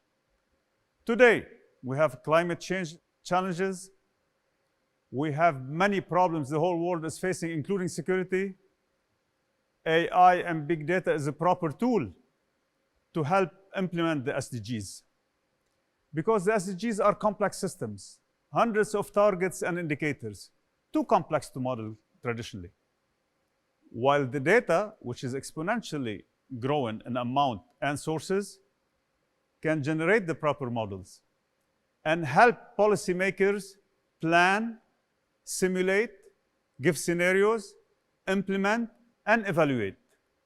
Listen, we cannot keep on wishing for the future we want. We should work for that future. Tech stewardship as a foundation for multi-stakeholder collaboration to enable STI for SDGs. The 2030 Agenda for Sustainable Development emphasizes the importance of science, technology, and innovation to achieve the Sustainable Development Goals. To harness the full potential of STI, we need multi-stakeholder collaboration that achieves broader inclusivity by taking cultural values into consideration. Current approaches to tech governance may risk promoting inequity, as they typically involve simply making Western technologies, pedagogies, and values available to the Global South. The UN Technology Facilitation Mechanism should focus not just on how to spread technology, but also on how technologies are developed by supporting multi-stakeholder collaboration centered on the kinds of inclusive values espoused by tech stewardship. The lack of funding for Technology Facilitation Mechanism activities is a significant constraint to collaborations. While substantial investments are made in developing technologies like AI, investments in our capacity to steward technology remains insufficient. Tech stewardship, developed by the Engineering Change Lab Canada, provides a mindset and approach to address this need, breaking down professional silos and expanding the participation of underrepresented communities in the pursuit of purposeful, sustainable, diverse, and responsible technology ecosystems. Tech stewardship envisions a cultural shift towards technology that benefits everyone by increasing opportunities for individuals to practice the core commitments of tech stewardship and promote them within their organizations and communities. Tech stewardship is based on 3 core commitments. Advance understanding. We continuously deepen our understanding of our relationship with technology, challenging dangerously limited narratives and stereotypes. Deliberating values. We seek to understand how our values are shaping and being shaped by the technologies we build and scale. Practice behaviors. We support each other to practice the daily behaviors that enable progress in all its forms, from incremental steps all the way to breakthroughs. With a focus on these 3 core commitments, tech stewardship addresses the tensions between technological development and its stewardship. Through this process, known as polarity mapping, tech stewardship fosters critical dialogue between can we do it and should we do it mindsets. By addressing both and opportunities within value tensions, tech stewardship aims to ensure that technology is beneficial for all. There are several ways that the UN STI Forum can leverage tech stewardship. The recommendations outlined in our science brief include: 1. Incorporate tech stewardship into the guidance for the preparation of STI for SDGs roadmaps. 2. Recommend tech stewardship programming to academic, governmental, industry, and non-profit partners to enhance their contributions to the SDGs. 3. Convene conversations with key partners about leveraging tech stewardship shared infrastructure to unlock individual, organizational, and community contributions to STI for SDGs. Help grow the tech stewardship community. Read the UN Science Policy Brief. Follow the Tech Stewardship LinkedIn page and contact us at programs@techstewardship.com. This policy brief is on the alignment of the pharmaceutical industry with the Sustainable Development Goals, meaning pharmaceutical industry, the industry focused on the development, production, and commercialization of treatment for human diseases. So first, the pharmaceutical industry today is not sustainable. It emits more greenhouse gases than the automotive sector. And this is mainly due to the fact that it heavily relies on fossil oil for the most of its industrial processes. Second, it's not equitable. Most of its investment in research and development, it focuses on diseases with a big prevalence in industrialized countries, such as cancer and mental disorders. And it has overlooked diseases which are a burden in most of the world population which live in developing countries, such as infectious diseases and neonatal conditions. So how to fix this? First, redefining the role of governments in innovation. So here the rationale is that the pharmaceutical industry will be reluctant to take the lead of these initiatives because they will most likely mean a reduction on their financial benefits. So for that, governments will need resources. So these resources will come from a fairer share of the benefits of the successes in biomedical innovation. So with these resources, governments will run drug development programs focused on societal and not monetary benefit. Second, implement prevention and early detection programs, which has also been overlooked by the pharmaceutical industry, given that they represent slim financial benefits. Second, governments should promote drug repurposing and licensing of shelf drugs.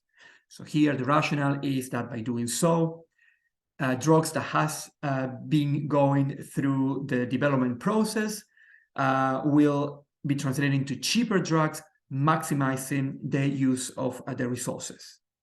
So for that, novel IP policies will have to be created to make the protection of these drugs easier. Second, create initiatives like the Orphan Drug Act in the US to stimulate the participation of the industry in these initiatives. Third, stimulate the out-licensing of shelf drugs. And fourth, governments should create and lead an ecosystem focused on repurposed and shelf drugs. Third, governments should focus on natural products for the identification of new drugs.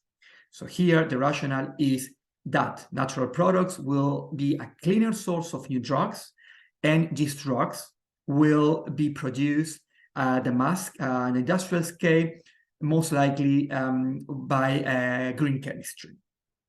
So for that, governments should develop novel IP policies to make the protection of these new drugs easier, to simplify the Nagoya Protocol.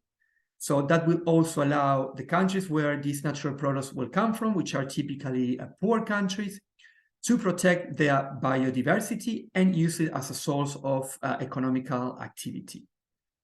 And third, once again, create an ecosystem focused on natural products, and again, the government being on the lead of this initiative. So what are the main challenges that these initiatives will face? First, redefining the role of governments. So governments will have to be on the lead on these initiatives in collaboration with the industry. So governments will have to imagine, execute, and finance these initiatives. And to make this sustainable in time, they will have to make sure to get a fair share of the successes.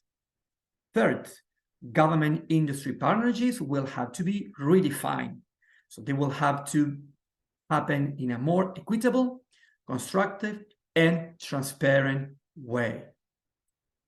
Third, industry, I said before, will be reluctant to participate in these initiatives, but they will be needed for this, given their expertise and their access to technologies. So for that, in the industry, there will have to be a change of culture and mindset, which is, from our perspective, the biggest challenge of all. Bismillah ar-Rahman ar-Rahim. Good day, everyone. I am Ahlam Al-Russan, the IT Director at the Jordan Department of Statistics. It's my pleasure today to share with you a research paper titled From Big Data to Big Insights: The Power and Efficiency of Big Data and Data Science in Statistical Work. which sheds light on the use of non-traditional data sources and big data in statistical offices. The paper aims to provide insight into the use of non-traditional data sources and big data in statistical offices and to assess the impact of the diversity of the sources and the development of research methodology on data quality and the needs of statisticians in the supporting of decision makers. The research question focuses on the possibility and reliability of using big data safely and with high quality of statistical work, what impact this use will have, and what mechanism and methodology must be followed to use big data effectively. The methodology of the research involves literature review and case study to explore the power of big data. We focused on studies that explored the use of big data and non-traditional data sources in statistical work and their potential policy implications. We also conducted research of several examples of actual success stories and researched the advantages and limitations of big data and non-traditional data sources in statistical work. One of those examples in the Australian Bureau of Statistics, which integrated non-traditional data sources into the Consumer Prices Index and explained how it resulted in the improved measurement of price changes. This study emphasized the importance of big data revolution and non-traditional data sources and the opportunities that create for statistical offices to improve the quality of their products and provide real-time data to decision makers, especially when traditional methods of collecting data such as surveys, censuses, and administrative data have become insufficient to meet the demand for statisticians. This is particularly important during disasters and challenges when accurate and timely data is crucial. However, the use of non-traditional data and big data requires a policy framework that addresses the challenges and enables responsible use. The paper recommends developing an international policy for the use of non-traditional data in statistical work. This policy should include identifying relevant non-traditional data sources, evaluating their quality and reliability, and developing appropriate methods for integrating them into statistical work. Ethical standards, data protection, and security must also be considered when disseminating non-traditional data. The integration of traditional data and modern methods, rigorous evaluation processes, and the development of new statistical models and algorithms can provide more accurate and reliable results. Finally, I hope that this presentation of my paper will provide valuable insights and stimulate meaningful discussions about the importance of having an approved policy for using big data and non-traditional data to improve the quality of statistical work and support decision makers in more accurate and reliable manners. Thank you for your attention.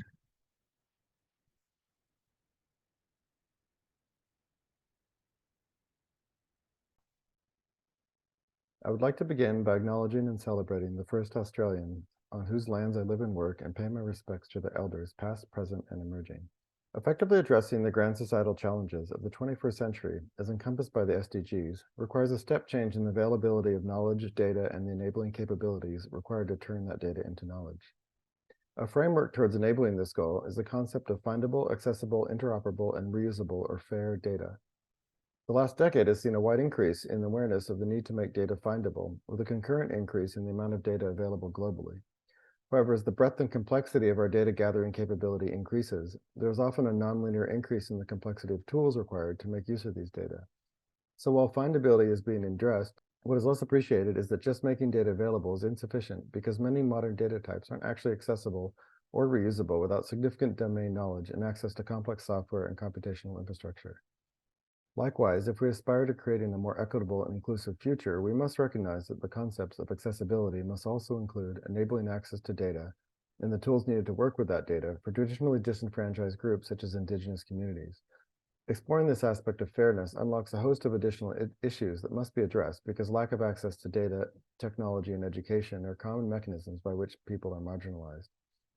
Thus, an essential complement to fair data is the concept of care data principles, which provide a framework for how we can build capabilities that empower traditionally marginalized groups. The Bruno Declaration on Fostering a Global Ecosystem of Research Infrastructures proposes an international network of research infrastructures to address grand societal challenges such as the SDGs by providing long-term capability to support and improve research. However, the declaration does not reference the additional issues addressed by the care concept. Yet, as we have noted, research infrastructure is important not just for improving research outcomes, it can also play an essential role in reducing inequalities, supporting social justice, and empowering communities to exercise data sovereignty and participate in national discourse. Thus, when building an infrastructure, it is essential to include care principles because poorly designed research infrastructure can exacerbate existing vulnerabilities and inequalities by, for example, enabling greater loss of cultural data, or by creating national capabilities that may be widely adopted by government but are too complex for use by other stakeholders. The Australian Research Data Commons, or ARDC, is a national peak body for research data in Australia. The ARDC aims to drive excellence in the creation, analysis, and retention of high-quality data assets, with a critical focus on doing so through the FAIR and CARE principles. 3 ARDC co-investment initiatives that particularly embody this approach are the Language Data Commons of Australia, the Australian Scalable Drone Cloud, and the Food Security Data Challenges Program. LDACA is building a portal for the discovery and access of nationally significant language data to enhance the conservation of linguistic and indigenous knowledge pertaining to cultural applications of science and the preservation of cultural heritage. The SDC is creating a national cloud-native capability for processing and visualizing drone data and other 3D and geospatial data types. Advanced mapping and monitoring capabilities linked to robust access control are essential tools for empowering native landholders.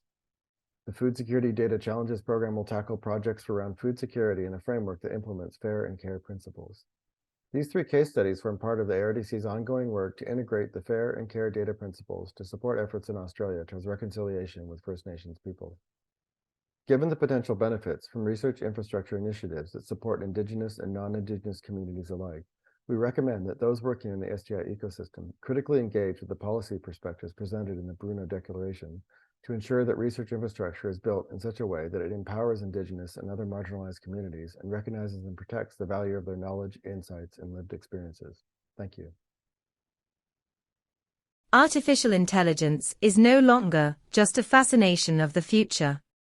It is here and now, and its impact on society is growing at an unprecedented rate.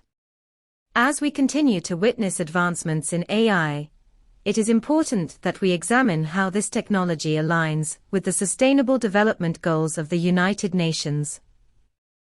Our team at the Colombian Society of Physics Engineering recently conducted a scientometrics analysis of the IEEE Explore database from 2000 to 2019. Through this research, we examined the alignment between science and technology agendas, artificial intelligence engineering research, and the Sustainable Development Goals. The results were fascinating, and we think that they have crucial implications for policymakers and stakeholders. We answered 3 critical questions. 1. To what extent is AI related to SDGs? 2. Which core subjects of AI are connected to an emerging interest in sustainable development? And 3. To what extent does AI stimulate collaboration between regions of the world? Through our analysis, we found that 1. The current extent to which AI engineering research papers address the SDGs is small, ranging from 20 to 25%.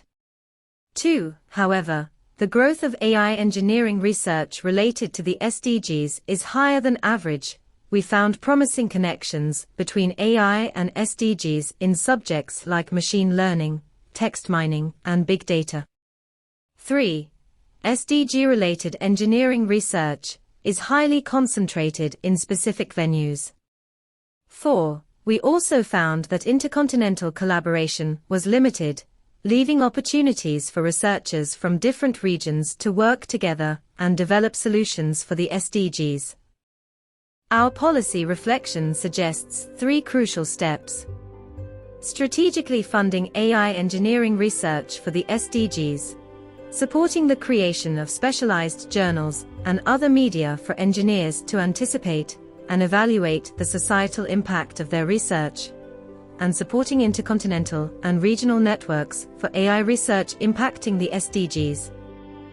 Let's continue working together to ensure that AI technologies are developed and applied in ways that support the Sustainable Development Goals and create a better future for all. Thank you for your attention, and please feel free to reach out if you have any questions or would like to discuss this research further. Strategizing for the growth and sustainability of green agriculture enterprises, a developing countries perspective. The article is written by Altaf, Marco Savastano, and Uzair. Owing to continuous environmental degradation, a significant global transition in techno-economic paradigm is underway, especially in the developed countries. But now the developing countries are also moving from traditional clean letter model to more leapfrog strategy. Numerous countries like India, China, South Africa, Pakistan are actively participating in this paradigm shift. We have seen a limited research, especially from perspective of internal and external factors, to the growth and sustainability of green agriculture enterprise in agriculture sector, as shown by the Lemma and L. The objective of this study is to test the green agriculture support framework that was developed by Savastano and Samo in 2022 to highlight the internal and external factors that contribute toward the SME growth focused on the developing and developed economy. This study, taking this model as shown in the figure, focused on the developing countries perspective from Pakistan, which of the confirmatory factor analysis to confirm the underlying dimension of the construct, and using the largest model to empirically test the applied green agriculture support framework model on and green enterprises. The data was collected from top and middle management level roles and from the enterprises located in Pakistan. The finding of this article shows a contrasting result. We have seen that internal factors have positive and significant effect, while some external factors have insignificant and negative effect. While the culture has a moderate effect on the talent management. These findings have a crucial implication from the policy figure. If we see the entrepreneurial culture has impact on the policy making, especially for improving the talent that can contribute towards the growth of enterprise. From the policy making perspective, we have to see the synergy between relatively diverse policy areas and varying industries. That developing and emerging economy can equally benefit from the green revolution. The effort concerning the internationalization of R&D, trade, investment policies can speed up the transition to a green economy in a nation that actively seeks their improving technology. The research model also provides a field where we can lead to a road that moves toward the green revolution, such as digital infrastructure, health, and other relative industries. We have seen the substantial influence of internal and external factors. Especially policymakers have to be very careful while designing the external factor like excessive competition in the market that can hinder such enterprises. And we also have to be very careful while looking to the firm who are systematically interlinked and having varied technological needs. Policymakers have to take the effort for R&D, technology from industry and industrial perspective so that it can be managed. In the end, we conclude that it is relatively easier to catch up with the emerging green technology in mature sector with a standardized product and knowledge that in underdeveloped sector. But it is important from the implementation of green transformation perspective that an innovative ecosystem that is dynamic and constantly adapting to the unique characteristics of sector must be implemented so that it fit according to the requirement of the sector.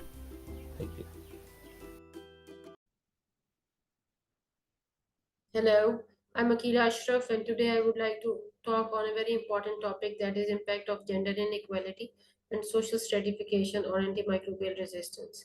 My other group members are Wasim Ashraf and Peter Thompson.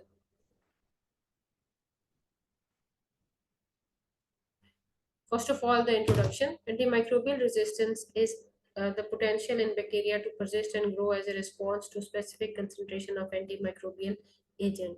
And it has become a global threat worldwide and is in the limelight for past few years because of increasing trend in antimicrobial resistance. And there are people who are saying that this is going to be our next pandemic if we pay no attention uh, to the to this crucial issue of antimicrobial resistance, because we are the process of development of antimicrobial resistance is very fast, and it is we're going to end up in the days where no treatment is available for the diseases which were treatable in the past days. That is all because of the increasing trend of antimicrobial resistance.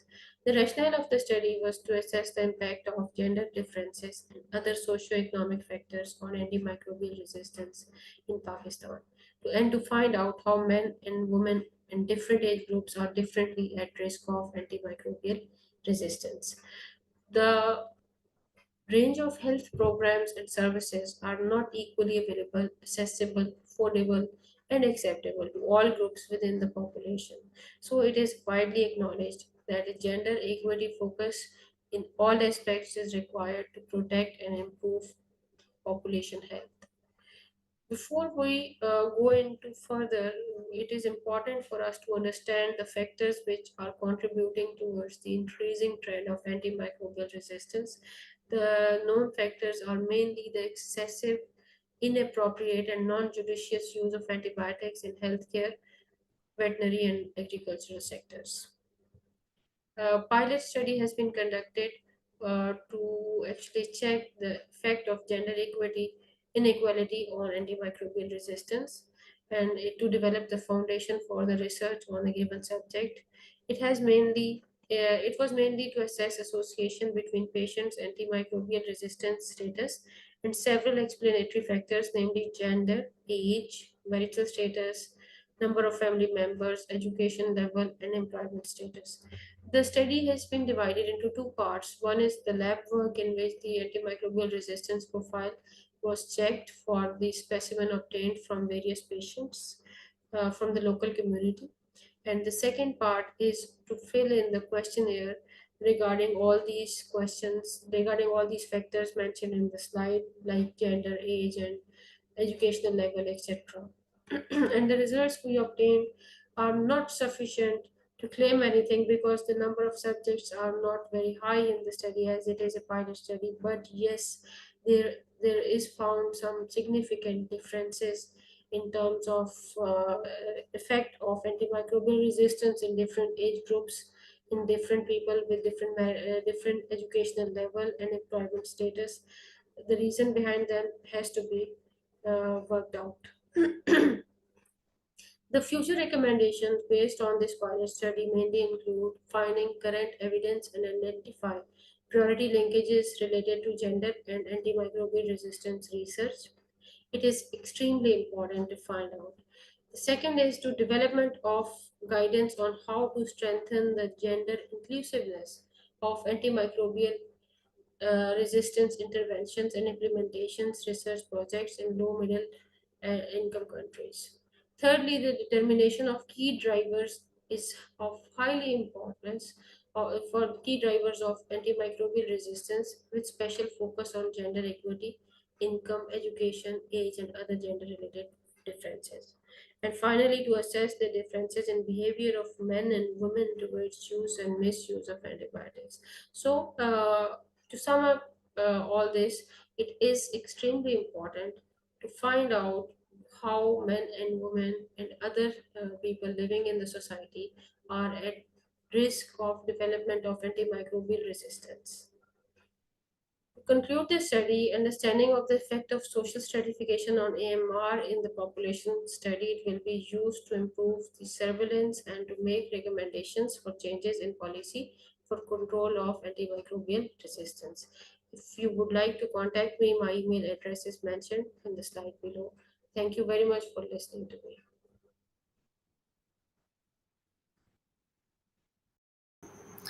Hello, my name is Khalid Mahmood, a student of MSc in Disaster Management in University of Engineering and Technology, Lahore, Pakistan. Millions of dollars are being spent for the primary and secondary education globally for the basic need of community in the regions. What if I will say that unfortunately, in some regions, this amount of money is being spent on outdated, old-fashioned syllabus, and this is the misusing of the funds. Today, what we are spending this amount of money now will be considered tomorrow that it is not utilized properly. My study is going to highlight some area where this concept can be reviewed. I try to emphasize in my brief that the primary and the secondary education syllabus to be revised based on the current science and technology requirement of SDGs. On a daily basis, a list of the science and technology is getting longer and longer. And as per the relevant SDGs, the latest knowledge need to be added in our basic level of education to make the communities more resilient. In last, I would like to say that in disputed areas, disputed territories, I request to United Nations to look into framework to make some necessary intervene to implement the uh, SDGs and the possibilities of the STI integration into the syllabus so that they can have their own members of the decision makers into the upcoming decades of their life. Thank you very much for your time. Take care.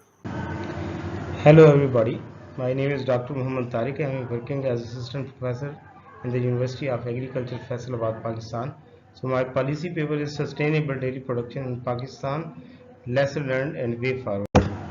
So Pakistan dairy sector is more having value more than combined value of major cash crops in Pakistan, and it is standing at fifth largest milk producer in the world. Out of the total milk produced, 95% is produced by the rural and peri-urban small-scale farmers. In Pakistan, dairying is fragmented subsistence and practiced on various scales. Challenges faced are in nutrition, healthcare, breeding, government support, public health, and that threaten the sustainability of this sector. Overall, about 75% are small-scale farmers, owning a few cows, buffaloes, and use low input-output methods and having low yields. About 12,000 estimated commercial dairy farms exist in Pakistan that are operating at large scale. The government, NGOs, and private sector organizations need to work together to promote modern dairy farming practices in Pakistan. The biggest challenge faced by Pakistan dairy sector is limited access to quality feed resources. Major feed resources include fodder, commercial concentrate, and grazing. Fodder scarcity in Pakistan exists in the months of severe winter and severe summer. Pakistan government and NGOs are working to improve the feed quality and availability through silage and hay making and training of farmers on dairy animal feeding requirements. Dairy breeding practices in Pakistan typically involve keeping of high yielding exotic breeds of hills, Holstein Friesian and Jersey. One major concern is of lack of genetic diversity among the local breeds. In order to improve the genetic potential of local breeds, the government of Pakistan providing AI services, breeding programs, capacity building, and financial support to the farmers. Housing practice for dairy animals can vary depending on dairy operation, location, and resource allocation. Small scale dairy farmers keep their animals in open air or sheds made of mud and bricks. And the large farmers are commercial farms, they operate modern housing systems. Dairy housing intervention may include considering climate, feed, water, and space, hygiene, and cost effectiveness. Dairy animals' healthcare and welfare is a critical issue in Pakistan. The number of veterinary clinics should be increased. Animal cruelty and abuse are unfortunately common in Pakistan, and it could be avoided by enforcement law. Education campaigns can also be launched to raise awareness about treating animals with respect and compassion and improving healthcare practices. Similarly, the dairy industry poses some public health concerns related to quality and safety of dairy products. Farmers often use antibiotics, leading to antibiotic resistance. Among another concern is milk adulteration with water, starch, and other hazardous material. In general, holistic policy approaches needed, including strengthening of regulation to ensure dairy product quality. In Pakistan, milk production and marketing is controlled mainly by unorganized, fragmented private sector, and more than 95% milk is marketed without processing. Primary factors affecting milk marketing system include absence of organized marketing chain, seasonal fluctuation, and low investment. Similarly, in order to exploit full marketing of dairy sector in Pakistan, strong action must be taken to strengthen regulatory framework. The dairy sector also has environmental sustainability issues. Major concerns include inadequate waste management that leads to greenhouse gases and pollution. Regulatory and voluntary approaches include promotion of sustainable dairy farming practices, strengthening regulation, organic farming, and development of eco-friendly dairy products. And these small-scale rural farmers face several challenges, including low productivity, inadequate credit, inadequate veterinary services, and limited market access. So, the multi-stakeholder approach is required to improve the commercialization, women empowerment, enhancing productivity and product quality in Pakistan through government help. So, if we conclude, so recommendations for science-based public policy should be devised and put into practice to encourage the dairy sector's sustainable expansion in Pakistan. If we talk about the way forward, so launching of a comprehensive livestock and dairy development program to improve the productivity, efficiency, and sustainability of dairy sector is required. The focus area should include better veterinary services, provision improving feeding, breeding, and enhancing milk collection and processing infrastructure. The fundamental issue of food security and safety must be addressed in order to improve dairy production in Pakistan. So thank you very much. This is all about my policy paper.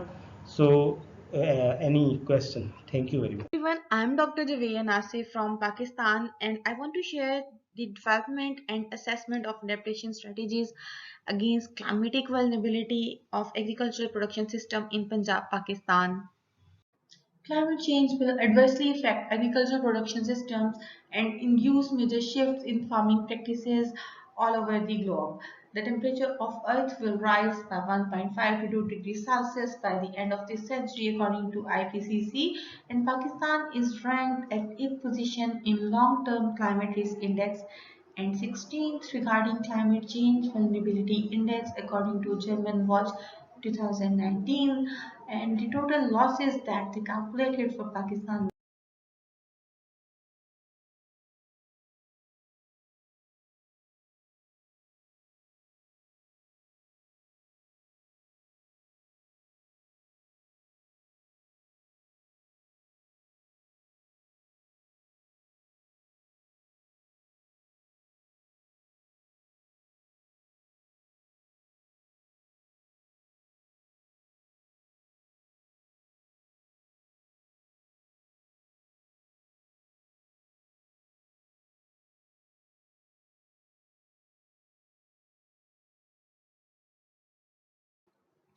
So mainly we have the research question that what is the sensitivity of cotton wheat cropping system to climate change, and what are the adaptation benefits in current and future agricultural production system. We selected the farming system that is cotton wheat, and we also collected the data for the livestock and minor crops, and the minor crops include mainly fodder, and primary data was collected from 165 farmers from 5 districts, and the data about socioeconomic input, output, and management data was collected with a comprehensive survey, farm survey, and scanty data of climate variable, crop simulation, and soil condition were also used in the analysis under 5 GCM.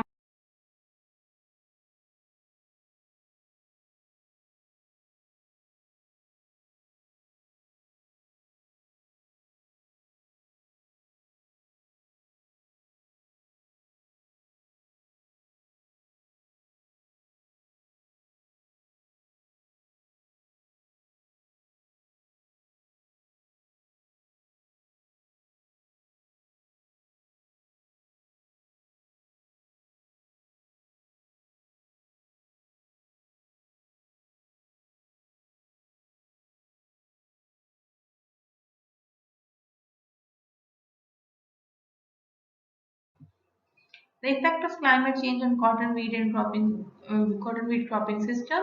Here, cotton wheat results from FCM and DSAT for 165 farms under 5 GCM are analyzed, and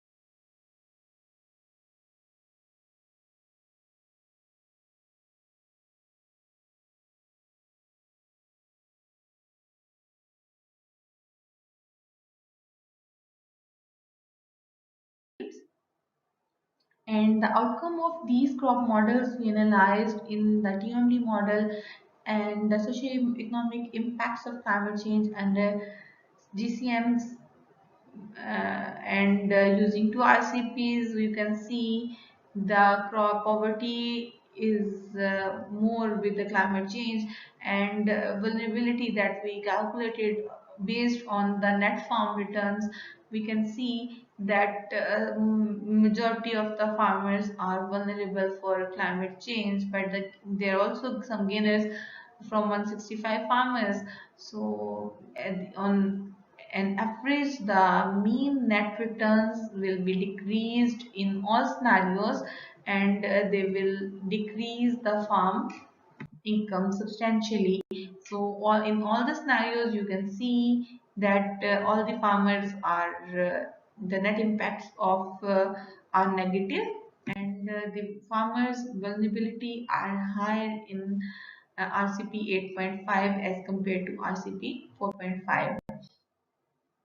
So this slide describe all the effects of climate change on farming community and net farm returns. The impact of climate change on poverty was also calculated by TUMD model, and the mean poverty in cotton wheat system was 25% in survey time period according to SDPI. So you can compare the climate change impacts. After climate change, poverty has been increased substantially, and under all the scenarios, the poverty will be enhanced in southern Punjab. Here we formulate proposed adaptation strategies in for cotton wheat system, and these adaptation strategies is based on a comprehensive review of literature and stakeholder interaction and expert interaction. So we segregate the adaptation strategies in four factors: biophysical, policy, socioeconomic, and any other. So here we can see the most important factors are biophysical and policy, but socioeconomic factors could also contribute to fight the climate change vulnerabilities in better ways at farm level. So here biophysical factors could be contribute is the change in cropping pattern, and in some areas of cotton, sugar can replace the cotton due to the climate change, and improve cultivar, better breeds, heat tolerant varieties, improved agricultural practices, or some precision agriculture practices.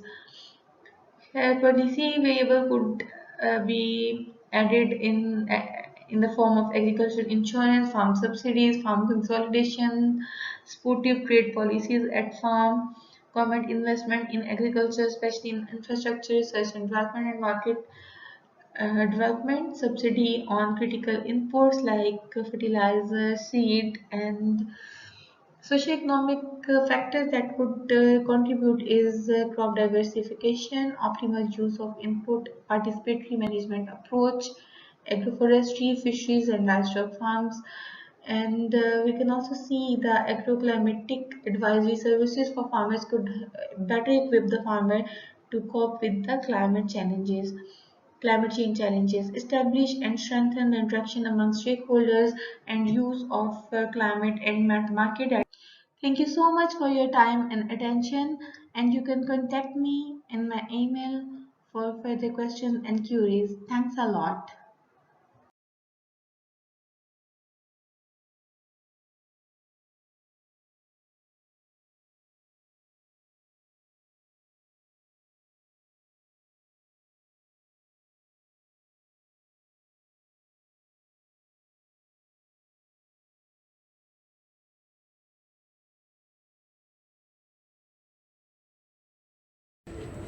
Hello, my name is Dr. Sandra Pishik. I'm an architect and director of Free Ideas. I'm based in Amsterdam, the Netherlands. And it has been a pleasure to provide science policy recommendations for STI Forum 2023 in collaboration with GISTIC, UNIDO and University of Arizona.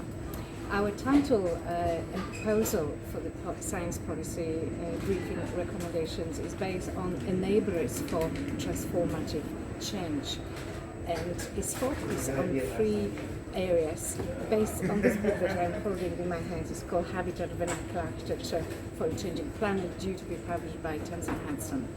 Our recommendations focus on 3 areas. One, based on bioregional collaboration, and we want to reinstate a world order based on 5 climate zones of the planet. We believe that this is going to help in economic development of countries of similar climate characteristics, for example, MENA region in Arabian Peninsula and North Africa. The second recommendation that we put forward is focused on nature-based industrialization, and here we have an amazing entry from UNIDO. And the fourth one is calling for new forms of partnerships, including indigenous peoples. We believe that culture and civilizations have a powerful role as enablers for transformative change. Check out the website of STI Forum 2023, and we look forward to seeing you there. Thank you. It is our great pleasure to participate in the United Nations call for science policy briefs for the Multi-Stakeholder Forum on Science, Technology, and Innovation for the SDG 2023. The brief is about youth engagement in promoting digital innovation. From the experience of 3 industrial revolutions in human history, digital transformation, seen as the 4th one, is well recognized as a key element for sustainable development. Young people are considered digital natives, as they grow up under the deep influence of the internet and other modern information technologies. While digital immigrants who were raised prior to the digital age have to adapt to the new language and practice of digital technologies. Empowering youth is empowering the future. In the dynamic landscape of emerging technologies, the digital native mindset may lead to unexplored space and imagination when thinking about digital transformation. Many efforts have been made to explore the possibility of youth connectivity and access to the digital world, including the ITU Resolution 198 and GIGA, a joint forces launched in 2019 by the ITU and the UNICEF, as well as the first ever global report on ageism launched by WHO in March 2021. Take China as an example. The State Council formulated the first national plan in the youth field in 2017. And in 2022, the State Council reviewed the progress and released a white paper with an in-depth analysis and pointed out the unique opportunities for young people to be engaged in the digital transformation. 3 key questions are to be answered to identify future opportunities. Number 1. How to identify innovation direction. Recognize that innovation has a purpose and cause, and human is always at the center of all innovation stories. Consider the innovation as not only high-tech, but also include fabulous design plus social innovations for digital inclusion and co-creation process. Number 2. How to ensure a sustainable model. Many youth programs hardly become a long-term run. Finance sustainability can be one reason. However, the lack of internal motivation is also fatal. Number 3, how to scale up for impact. An ecosystem of innovation is richer by the diversity of backgrounds and experiences of its actors. 3 actions are called by this brief. The first one, transforming policies across sectors to ensure that policies are age-friendly. Number 2, involving private sectors in adaptation to youth empowerment. An analysis of the best practice worldwide can be the first step. Last but not least, enable young people's voices as part of the co-creation. With the unique advantages of growing up under the ubiquitous influence of the internet, they have the spirit to make things happen.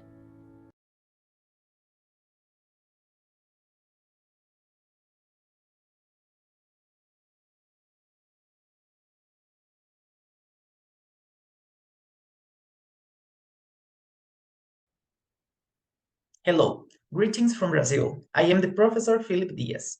It's a pleasure to be participating in the Science, Technology and Innovation Forum for Sustainable Development Goals. And today I will present the main results and recommendations of our brief. So, the name of our brief is Cities and COVID-19 Challenges and Strategies based on the Brazilian case. Here we can see in the authors, and I'm Felipe Dias. Well, first, it's necessary to highlight the scope of our brief. The scope of our brief includes the following questions. First, analysis and examines the correlation between the cities and time of COVID-19 pandemic. Two, it shows the challenges and possible strategies as indicators of urban sustainability. 3, it brings us an example of outstanding Brazilian case, describing the power of the real and organized information. Well, about the main results, we can see the main results points to connection or transition between smart cities and sustainable cities based on assumption of the organization. In this context, the great discovery is the need to correlate access to information by decision makers and the physical spatial demands of the cities. Here we can see some of the results. First, advancing from using the term right to the city to a broader perspective, such as having the right to smart and sustainable cities. The existing duality and conflicts about the term smart cities. The organization of cities and access to real information are essential to promote urban sustainability. Not from the Brazilian system case to pose a global question. As recommendations, we must think about the right to the city, articulating the urban sustainability with the access of information is necessary. It is in this perspective that the proposition of information monitoring and management system for urban space is examined. Thinking about the diagnostic urban spaces and means thinking about the access to real education, housing, and all other essential elements for healed quality of life. Here we can see some of the recommendations, but the interesting is the read the full brief. First, think about the urban sustainability as experience of access monitoring and diagnosis of the cities obtained from obtained from information systems. Propose a new way of managing the challenges, contingents, and existing obstacles, especially from the point of view of inequality. And 3, in addition, a multi-purpose information system. That is, having access to information is an indispensable resource to support planning territorial policies, control of pandemics and endemics. And last, we need to think about the city, live the city, and change the city. We must articulate sustainable development in all its forms. My sincere thanks to everyone. Hi everyone, so my name is Dr. Jaakko Kuosmanen and I work for the Finnish Academy of Science and Letters. I came to New York to introduce a policy brief on a science for policy operating model that we've been developing in Finland for the past 4 years now, in collaboration with the scientific community and with the government. We're very excited about this model because we think that it complements and adds up to the existing models of science for policy, where the government asks questions from the scientists and then the scientists try to answer that, and hence you will have better evidence-informed policy. What we've tried to do is we try to bring together the scientists and policymakers, especially the civil servants responsible for the drafting, at the very early stages of drafting, and do the interaction logic with the scientific community in an inverted manner. So instead of asking questions and then the scientists trying to answer those questions, we've tried to turn the logic around and simply say, well, the government and the policymakers are bringing early drafts to the table. So you have hypotheses, you have claims, and then the scientists try to answer those claims and the hypothesis from the perspective of their scientific expertise. And this works very well in systemic policy issues where you don't necessarily know the questions in advance.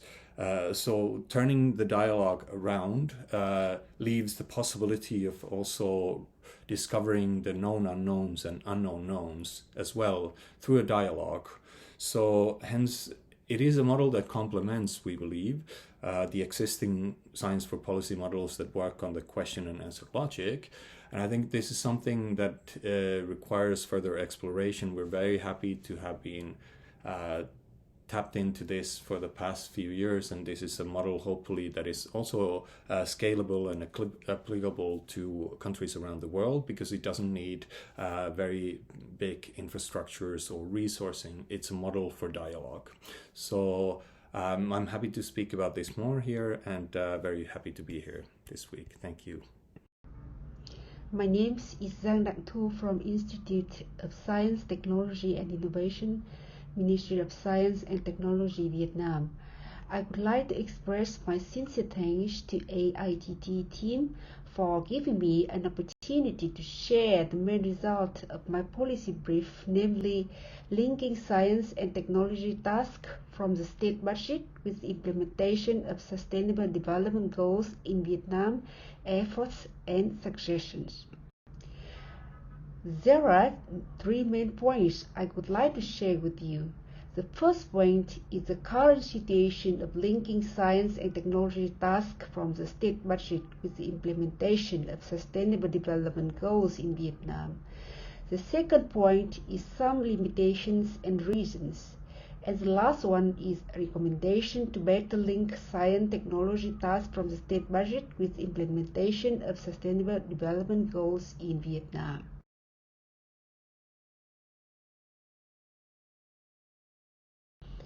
On May 10, 2017, the Prime Minister of Vietnam issued decision number 622 on the promulgation of the National Action Plan to implement the 2030 Agenda for the Sustainable Development, in which mobilizing all social resources, strengthening coordination among ministries, sectors, locality, agency, organization, union, businesses and stakeholders to ensure the successful implementation of the SDG by 2030. Funding for SDG must be integrated in the funding for the implementation of the 5-year and annual socio-economic development plans in national budget programs, other related programs and projects. Implementing the plan, linking national science technology programs with the implementation of SDGs have been specified in policy documents in which major orientation on sustainable development must be regarded as one of the bases for building national S&T programs. By reviewing 37 national science technology programs implemented in the period 2016-2020, the level of cohesion through the alignment of the goals and output of national S&T programs with SDG as follows. The first one is linking with SDG in identification and formation of National Science Technology Program. National Science Technology Program are built based on the national socio-economic development strategies and policies of ministry and sectors, including documents with great orientation on sustainable development. The second one is linked with SDG in terms of the program goals and outputs. Among 37 review programs, there are 26 programs having goals and output linked to the implementation of SDG through providing arguments and scientific basis for the implementation of SDG and proposing specific model, technical solution, and technical for SDG. The level of linking divided into 3 groups. The first group is the programs only provides database and scientific arguments for the implementation of SDG. There are 5 programs. The second one is the program propose specific model, technical solutions, and technologies to serve the SDG, 8 programs. And the third group is programs provide arguments in scientific basis for the implementation of SDG and propose specific model, technological solutions, and technologies to serve the SDG. There are 13 programs. However, there is an unequal distribution of the goals and output of science technology program for the implementation of SDGs. There are programs aiming at implementation 6 SDG, while meanwhile there are also programs aiming at implementing only 1 SDG. In the context that 10 SDG will face difficulty and challenges to achieve, and 2 goals very difficult to achieve by 2030, this unequal distribution implies a waste of financial resources. The 2 reasons might be explained here are the absence of direct and specific regulation of the linking of SDG in the formation, review, and evaluation of national science technology programs, and lack of full presence of stakeholders in advisory board determining science and technology program. In the context of Vietnam, some specific proposals are as follows to link science technology program from the state budget with the implementation of the SDGs. The first one is a requirement for integration SDGs into science and technology programs. The requirements to integrate SDG into science technology programs should be specified in official guidance documents on science technology program planning to ensure the SDG are mandatory basis in the identification and selection of science and technology programs. The integration of SDG and S&T tasks must be carried out sequentially from the stage of defining tasks to the stage of building tasks. The second proposal is the implementation of National Science Technology Program with implementation of the SDG in the previous period must be evaluated to provide a better review of the development situation of each industry field and locality, providing important basis for the integration of SDG into science technology program in the next period. And the last one is to develop a new science and technology roadmap to implement the SDG to create a basis for focusing investment resources for science technology to implement the SDGs. The S&T roadmap for SDGs can be an independent document or part of other planning and implementation documents such as the National Development Plan or the Science Technology Plan, and has to be a key element. It is important that the roadmap takes a systematic approach on how to use science technology to accelerate the achievement of goals and coordinate implementation. Indeed, it would be helpful to maximize coordination between existing sections with other planning materials to avoid duplication and reduce waste. Thank you very much for your attention. Hi, my name is Dr. Ahmed Khalifa, Professor of Economics at Qatar University College of Business and Economics. Together with my team, we are trying to solve the climate change through market mechanism or market tools. There are several tools that can be used. Hello, my name is Mustafa Afajan. I earned my PhD degree in economics from Stanford University in 2012, and I joined Qatar University as Associate Professor of Economics in 2022. My research interests are matching theory, market design, and their applications. In fact, there is a coming danger because of the climate change. So we need a comprehensive solution starting from behavioral change, carbon pricing, and technology at the same time to overcome this issue. Achieving the goal of limiting global warming to 1.5 Celsius by 2050 requires worldwide net zero CO2 emission. Carbon pricing, in fact, is a key to achieve this goal and has to be mandatory. Based on our studies, we have found a significant impact of carbon pricing in more than 24 countries around the globe who apply the carbon pricing, and they reduce their CO2 emission and consequently achieving their targets. We combine the economic theory, algorithm, and technology to provide a carbon pricing mechanism. What is carbon pricing? It is a very simple idea. A firm can exceed its carbon emission only if it has a permit, carbon permit. On the other side, if a firm falls short its cap, then it can sell its unused carbon permit. So through this trade, the carbon pricing aims to decrease, incentivize firms to decrease their carbon emissions. Okay, but however, if you just look at the current practice, how these trades are made among the firms, we see an inefficient market, in the sense that the current practice in this carbon pricing market is totally decentralized. The firms need to approach the other firms to see their trading opportunities. However, this generates a lack of information as to market opportunities to each firm. So thus, this decreases the trade volume that otherwise would happen, hence it makes the market thinner, yielding inefficient allocations. To avoid all of these problems, we propose a centralized auction. In this centralized auctions, suppose many permits to be allocated among firms. Each firm individually submits its bids for each additional permit. So once each firm submits their bids, the governor of this auction collects all of these bids and run a certain auction. And in that auction, what is going on? We basically order the highest bids in order of their magnitudes. And then the top K of them are the winning bids, and then the rest are all the losing bids.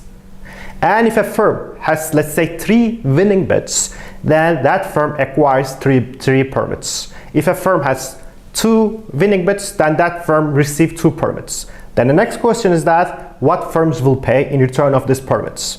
If a firm has 3 winning permits, then it has to pay the sum of the 3 highest losing bids. Let's give an example and everything is going to be much more clear. Let's suppose that there are 3 firms, IJK, and 6 permits. And let's suppose that these BI, BJs, and BKs are their bids. If we order the bids in decreasing order, we got the winning bids as the 6 highest bids, and the losing bids are the rest. And if we see that the firm I has 3 winning bids, hence receiving 3 permits. And what it's going to pay? It's going to pay the sum of the 3 highest losing bids, which accounts for 72. Firm J has only 1 winning bid, hence obtains 1 permit, and it needs to pay the highest losing bid, which is 32. And then firm K has 2 winning bids, and it has to pay the sum of 2 highest losing bids, which accounts for 60. So we mathematically show that this algorithm, this auction algorithm, yields efficient carbon allocation as well as efficient carbon prices. And moreover, it is transparent, so that every firm knows how the algorithm works before submitting their bids. And it is also simple in the sense that firms do not need to strategize their bids, in the sense that their best interest is to submit their real valuations. Now, what is the policy recommendation from our study? Number one is market pricing mechanism is a must. Number two, there are several tools for market mechanism, including carbon taxes, ETS system, and also we provide something called price reform for the energy sector in general. At the end, we are available for any question and any help for the state of Qatar and any country around the globe who are interested to apply our market mechanism. Good day, my name is Marco Zennaro from STP UNESCO, and on behalf of my colleagues Brian Plancher from Columbia University and Vijay Reddy from Harvard University, I'm here to present our policy brief about the promising impact of TinyML for developing countries to bridge the digital divide. So let's start by saying what is TinyML. TinyML is the fastest growing field of machine learning, and it includes algorithms, hardware, and software capable of performing on-device sensor data analytics at extremely low power consumption, typically in the range of milliwatts and even below, enabling a variety of always-on machine learning use cases on battery-operated devices. As we believe TinyML potentially can tackle many of the SDGs, in 2021 we created an academic network on TinyML with the goal of developing a community of researchers and practitioners which are focused on improving access to tiny machine learning education and also to enable innovative solutions for the unique challenges faced by developing countries. We organized a number of workshops and seminars. We created an online forum with over 1,000 participants, and we facilitated the open exchange of projects and real-world deployments. The network is composed of over 50 universities worldwide, where each university received 10 kits, as the one you can see in the picture below, so that they can exchange the same solutions to tackle similar problems. As I said, we organized a number of activities. In 2022, we organized 3 regional activities with more than 500 participants overall from Africa, Asia, and Latin America. This year, we organized an online activity with over 400 participants from 72 different countries.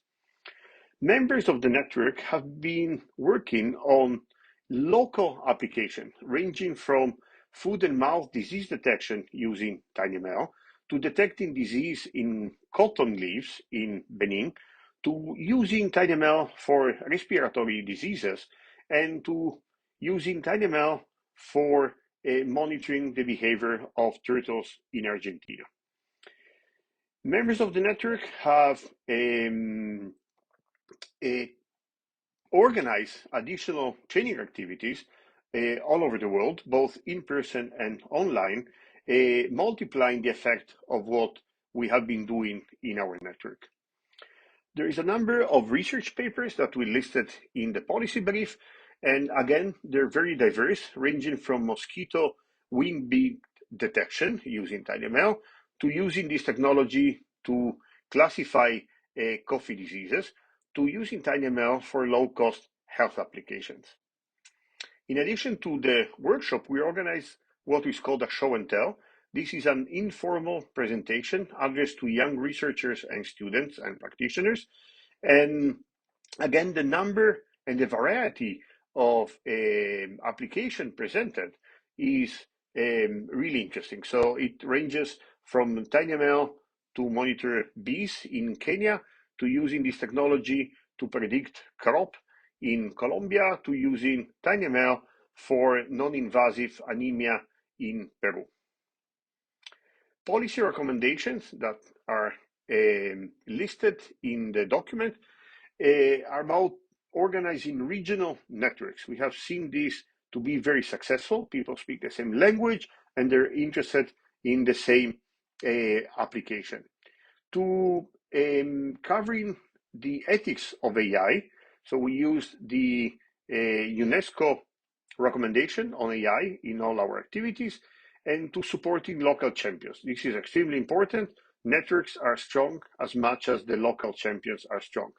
Our website is tinymledu.org, or you can use the QR code to visit our website. Thank you for your attention.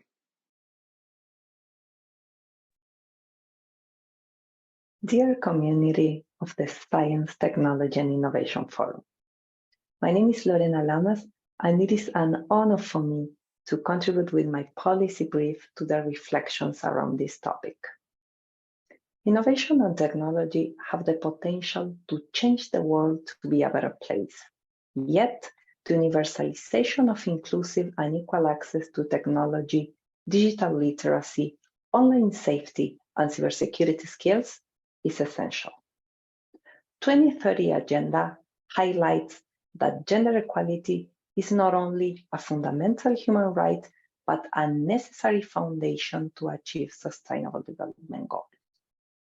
Although there's agreement among sustainability actors that science, technology, and innovation can contribute to achieve the SDGs, most of these policies lack a gender perspective.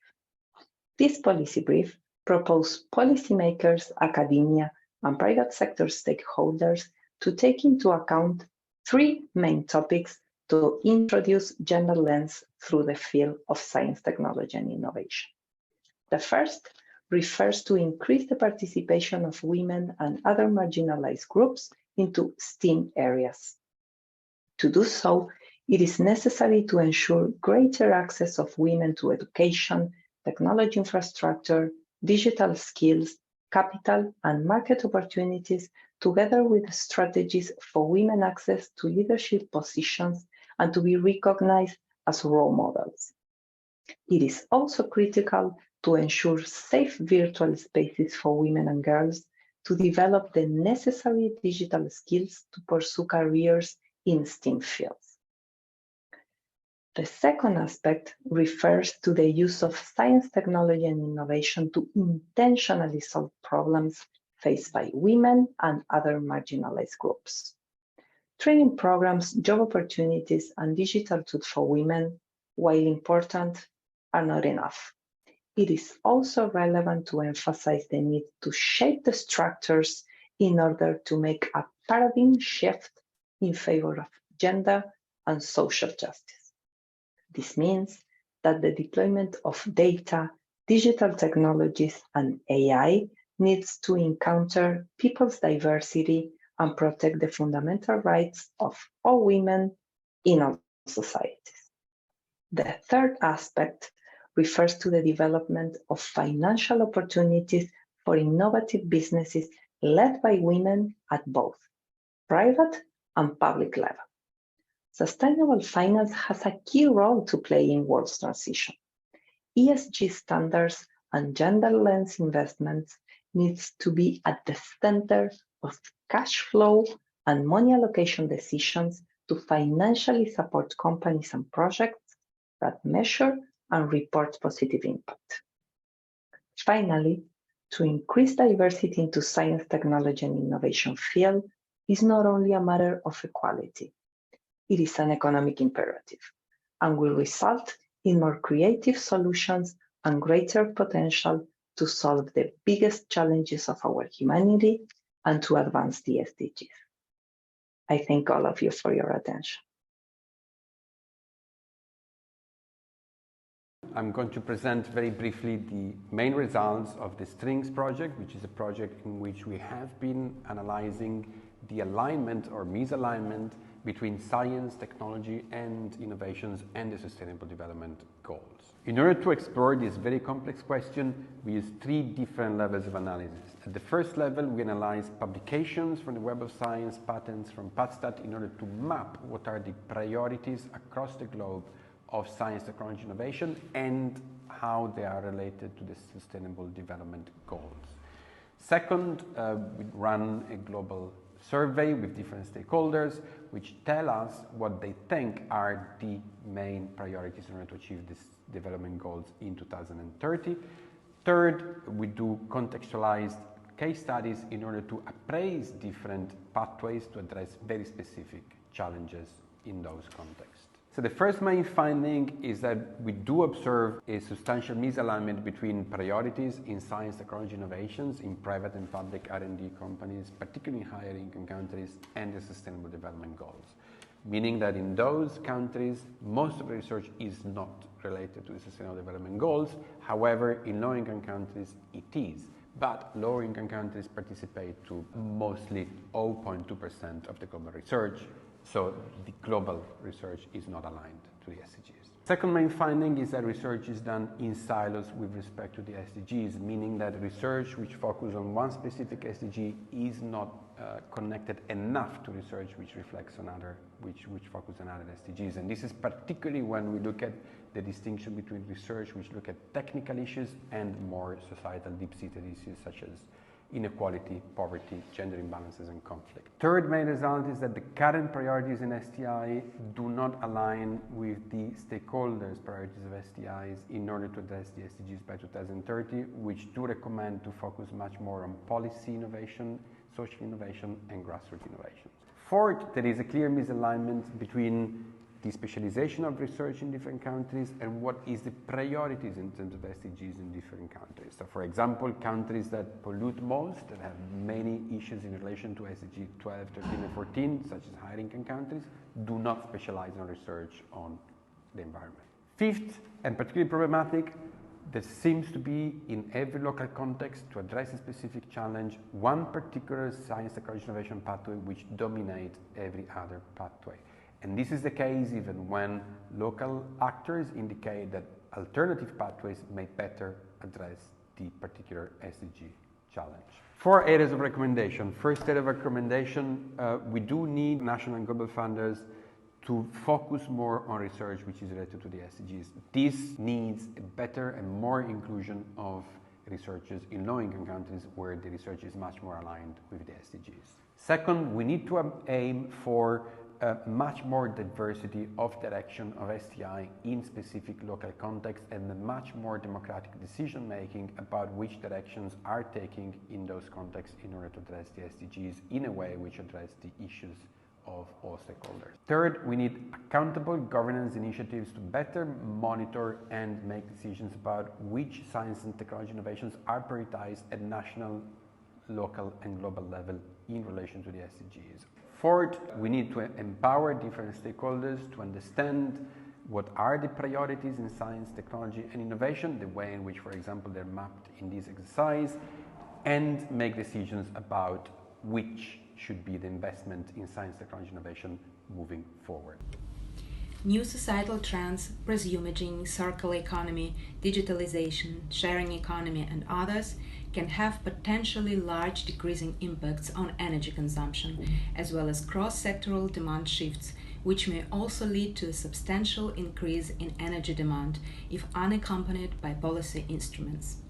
The question is how to analyze quantitatively how new societal trends interact with energy efficiency policies in different countries, how they can be efficiently integrated into long-term energy scenarios, and how global energy policies could be designed in more harmonized manner to take these trends meaningfully into account.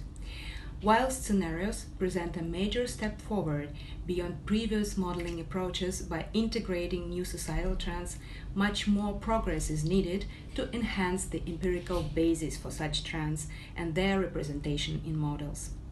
These results can be used to inform the policymakers how energy policies have to be improved to reduce energy demand by storing synergetic new societal trends. Assessing economic growth and employment is key for measuring progress towards Sustainable Development Goal 8, which is aimed at promoting the creation of sustainable and inclusive, decent work for all. Understanding progress can be difficult, particularly at local level.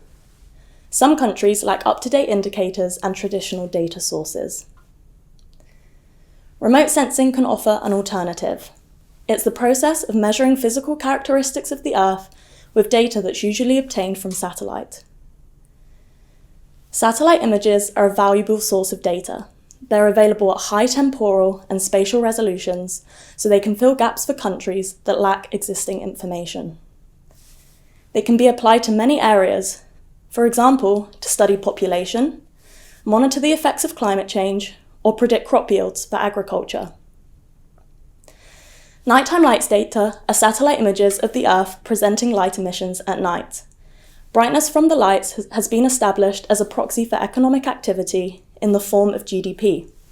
This can then be translated into employment. Analysing lights before and after an event, such as a natural disaster or large conflict, can help assess the magnitude of economic shocks and highlight which areas have been most affected. This is important for targeting intervention. Projects aimed at generating employment, such as the construction of a new road, provide improved access to the labour market so people can seek more and better jobs. Understanding how lights change after the road has been constructed can provide a measure of the change in GDP and employment that has been produced. Understanding this is important for feeding into future planning and policy. Remotely sensed data is valuable for measuring economic and employment effects, but it should be balanced with an awareness of the processing requirements, data quality, and sensitivity issues surrounding the data. It is recommended that the use of this data be further institutionalized to measure progress towards SDGs, where stakeholders should share relevant data and knowledge to expand the area of work. Hello everybody, my name is Dr. Muhammad Tariq. I am working as Assistant Professor at the Department of Livestock Management, University of Agriculture, Faisalabad, Pakistan. So my topic policy paper is Future Policy Interventions for the Development of Livestock Sector in Pakistan. So in Pakistan, livestock contributes approximately 62% to the agriculture GDP and 14% to the national GDP, and about 8 million rural families derive their livelihood from the livestock sector. Livestock is also a great source of transportation, draft power, renewable energy, and fertilizer. However, the sector is hampered by low productivity, poor feeding, poor breeding, poor health care, and poor extension, less government support. Similarly, the prevailing livestock production system in Pakistan include traditional livestock production system prevalent in rural area, intensive livestock production system commercially practiced in large scale in urban areas, or semi-intensive livestock production system in urban and rural areas, feedlot fattening of beef cattle, regular rangeland livestock production in Balochistan and Gilgit-Baltistan areas of Pakistan. So in rural areas, livestock farming is often a family-based activity with members involved in various husbandry practices, and majority of them are engaged in small-scale subsistence farming. However, there is also a significant number of people employed in commercial farming in peri-urban areas. So the area of land producing animal feed in Pakistan is declining in present time due to increasing population pressure and urbanization. The cost of feed ingredients has been increasing. Poor quality feed is available, lack of knowledge about feeding requirements, and feed shortage are hampering the livestock's production system in Pakistan. Some common breeding practices include natural breeding and artificial insemination, and embryo transfer is also getting fame in nowadays, but at a very low speed. The government implemented various policies and programs, including National AI Program, Livestock Breeding and Development Project, National Animal Genetic Resources Management and Conservation Programs. So the public veterinary services are provided by the federal and provincial government. Private veterinary services are offered by private veterinarians and pharmaceutical companies. The disease surveillance is essential to identify and monitor the occurrence of various diseases. Major challenges to healthcare include lack of resources, outdated infrastructure, and inadequate awareness. Animals in Pakistan are purchased and sold in traditional weekly rural markets according to phenotypic characteristics on apparent estimated weight basis in marketing system. Unorganized marketing system exists leading to low prices for the farmers. Livestock marketing is hindered by the lack of infrastructure. No standard and grading system is available. So, a livestock traceability system can help in controlling the disease spread and is in need. In Pakistan, traceability can provide a platform for a value addition services. Traceability system can also help in ensuring the food safety. A traceability system can promote transparency as well. So, as important sector of Pakistan's economy, livestock needs to provide with more government support for its different functions. One of the major challenges for livestock farmers in Pakistan is lack of access to credit facilities. This makes it difficult for farmers to invest in their business and improve their livestock production at larger scale. Similarly, the government has also failed to provide adequate training and extension services to livestock farmers. Other additional problems include issues faced by the livestock extension services in Pakistan, lack of access to information and training, limited resources, poor infrastructure, and lack of coordination and farmers' participation. When we conclude, livestock population is increasing quickly every year in Pakistan as compared to the available feed resources. So efficient livestock management, feeding, housing, preventive measures, disease surveillance, and an organized marketing system will help to achieve more ambitious sustainable goals. And when we look at the way forward to improve sustainable livestock productivity in Pakistan, improve breed potential and effective management will lead to increased rates of conception, growth, and milk yield. Enforced vaccination program, in addition to providing appropriate and timely health care, can help to improve profitability. Processing of surplus milk will save enormous amount of foreign exchange. So developing meat grades, preservation, and proper marketing and pricing system is also the need of the hour. So thank you very much. This is all about my presentation. So any question, please. Hi, I'm Clara Botto, and along with my colleagues Asima Kamelmoni and Laurent Martin, we wrote the science policy brief, Solar Radiation Modification and Youth Perspectives on its Governance. So solar radiation modification, or SRM, are emerging climate technologies that can artificially cool the planet and thus give us more time in fighting the climate crisis. While we believe that international frameworks for SRM governance are extremely necessary, we believe that for them to be inclusive, it is vital that then they can effectively and meaningfully include young people in their governance processes. So we are facing a climate crisis, which is intrinsically intergenerational, and the decisions we make today will impact the future of the next generations. So when we are talking about these emerging technologies like solar radiation modification, it is crucial that young people's voices are heard and they actively participate in the decision-making process, because they're the closest link to the generations yet to come, and they will be responsible in ensuring a decent livelihoods for them. Therefore, we need to provide proper training and access to information to young people so that they can be included in solar radiation modification and its governance discussions in a relevant, legitimate, and non-tokenistic way. Through this, we can also popularize the science among youth, which will help to build awareness and understanding of solar radiation modification and the dire need of its effective governance. The sooner young people understand solar radiation modification, the better prepared they will be for taking positions at the decision-making table, and by considering them as full-blown actors, we will also ensure in fostering a sense of ownership and responsibility to them about this technology, and this will eventually lead to a more informed and engaged public.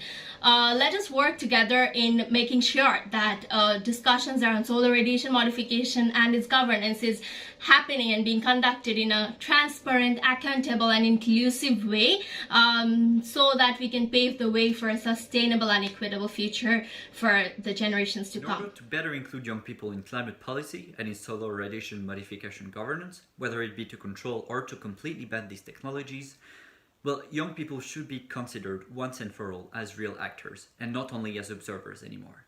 This has to go through education to gain more legitimacy and access evidence-based information on climate change science and these technologies, because nobody could pretend to set relevant and efficient policies on climate change and these technologies if they don't understand the details and the real situation we find ourselves in today.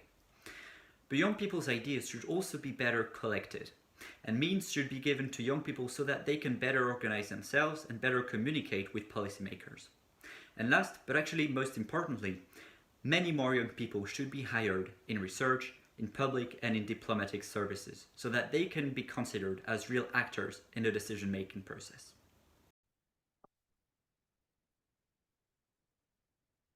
Good morning or good afternoon, depending where you are. My name is Dr. Stephen Mofamadi. I'm going to be talking about harnessing the power of nanotechnology to achieve sustainable development goals in South Africa and beyond.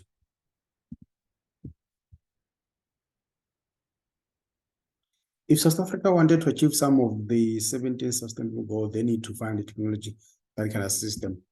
One of the technology such can do that is nanotechnology. Nanotechnology is actually a manipulation of matter on a nearly atomic scales, which is 1 to 100 nanometer, to produce the structure, material, and device. If you're looking at this slide, you can see some smaller thing that is not visible. This is how actually what happened when we're working nanomaterials. We're talking about something smaller that is difficult to see with the naked eyes. But when we're using microscopy, such as electron microscopy, scanning microscopy, we're able to visualize those tiny particles that are smaller than 100 nanometer, even smaller than a virus. We're able to see their structure, their morphology, and also looking at their movement or their behavior.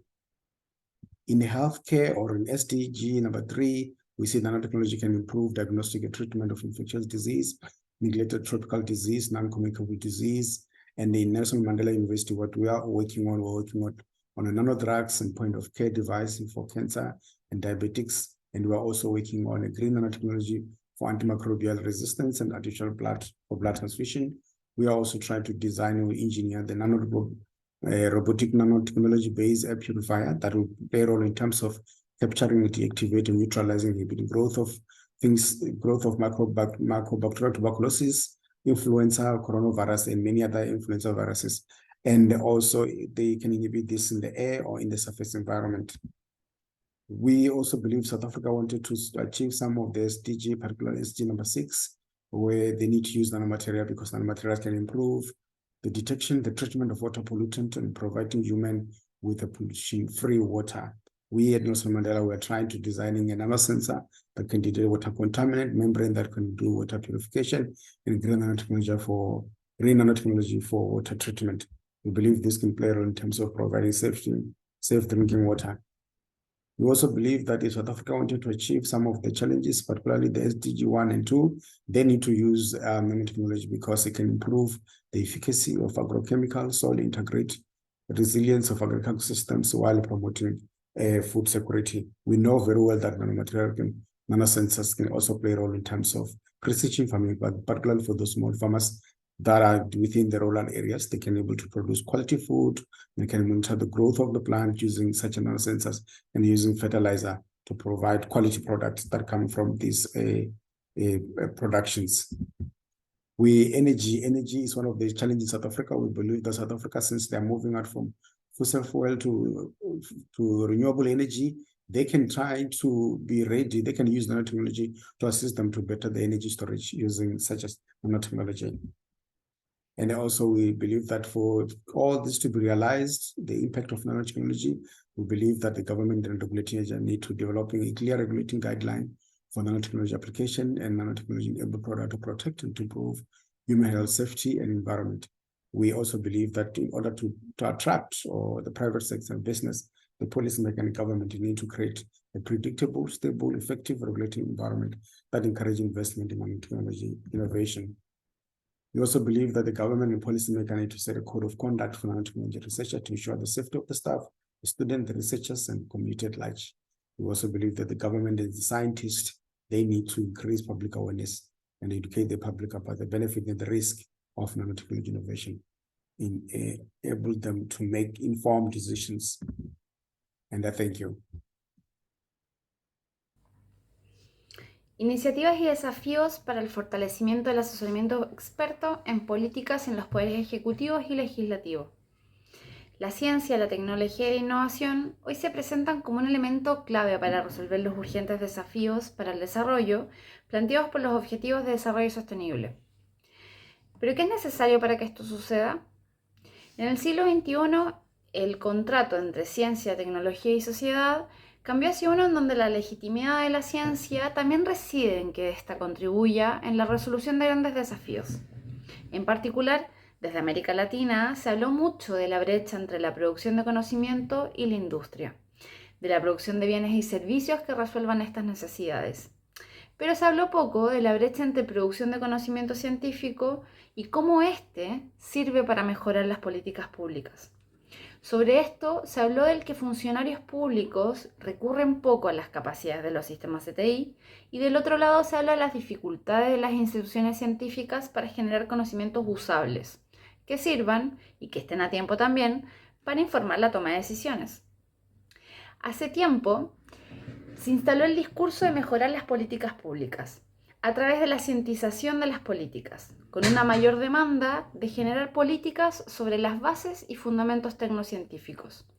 Frente a los desafíos de desarrollo que tensionan metas de crecimiento, inclusión y ambiente, se da una mayor complejidad en los asuntos que son de materia de decisión ejecutiva y legislativa, que demandan mejores políticas públicas informadas en conocimiento científico. En esto se suele hablar de políticas basadas en evidencia o políticas informadas en evidencia. ¿Pero qué cuenta como evidencia? ¿Quiénes construyen esta evidencia y cuáles son los fundamentos tecnocientíficos que se toman como legítimos? Esto tiende a ver a las autoridades expertas o científicos como instancias de asesoramiento técnico neutral, cuando usualmente están alineadas a respuestas políticas. También deja fuera del proceso a los no expertos, que usualmente son los objetivos de las políticas públicas, cuyos conocimientos y saberes no son tomados en cuenta en el proceso de hechura de política pública.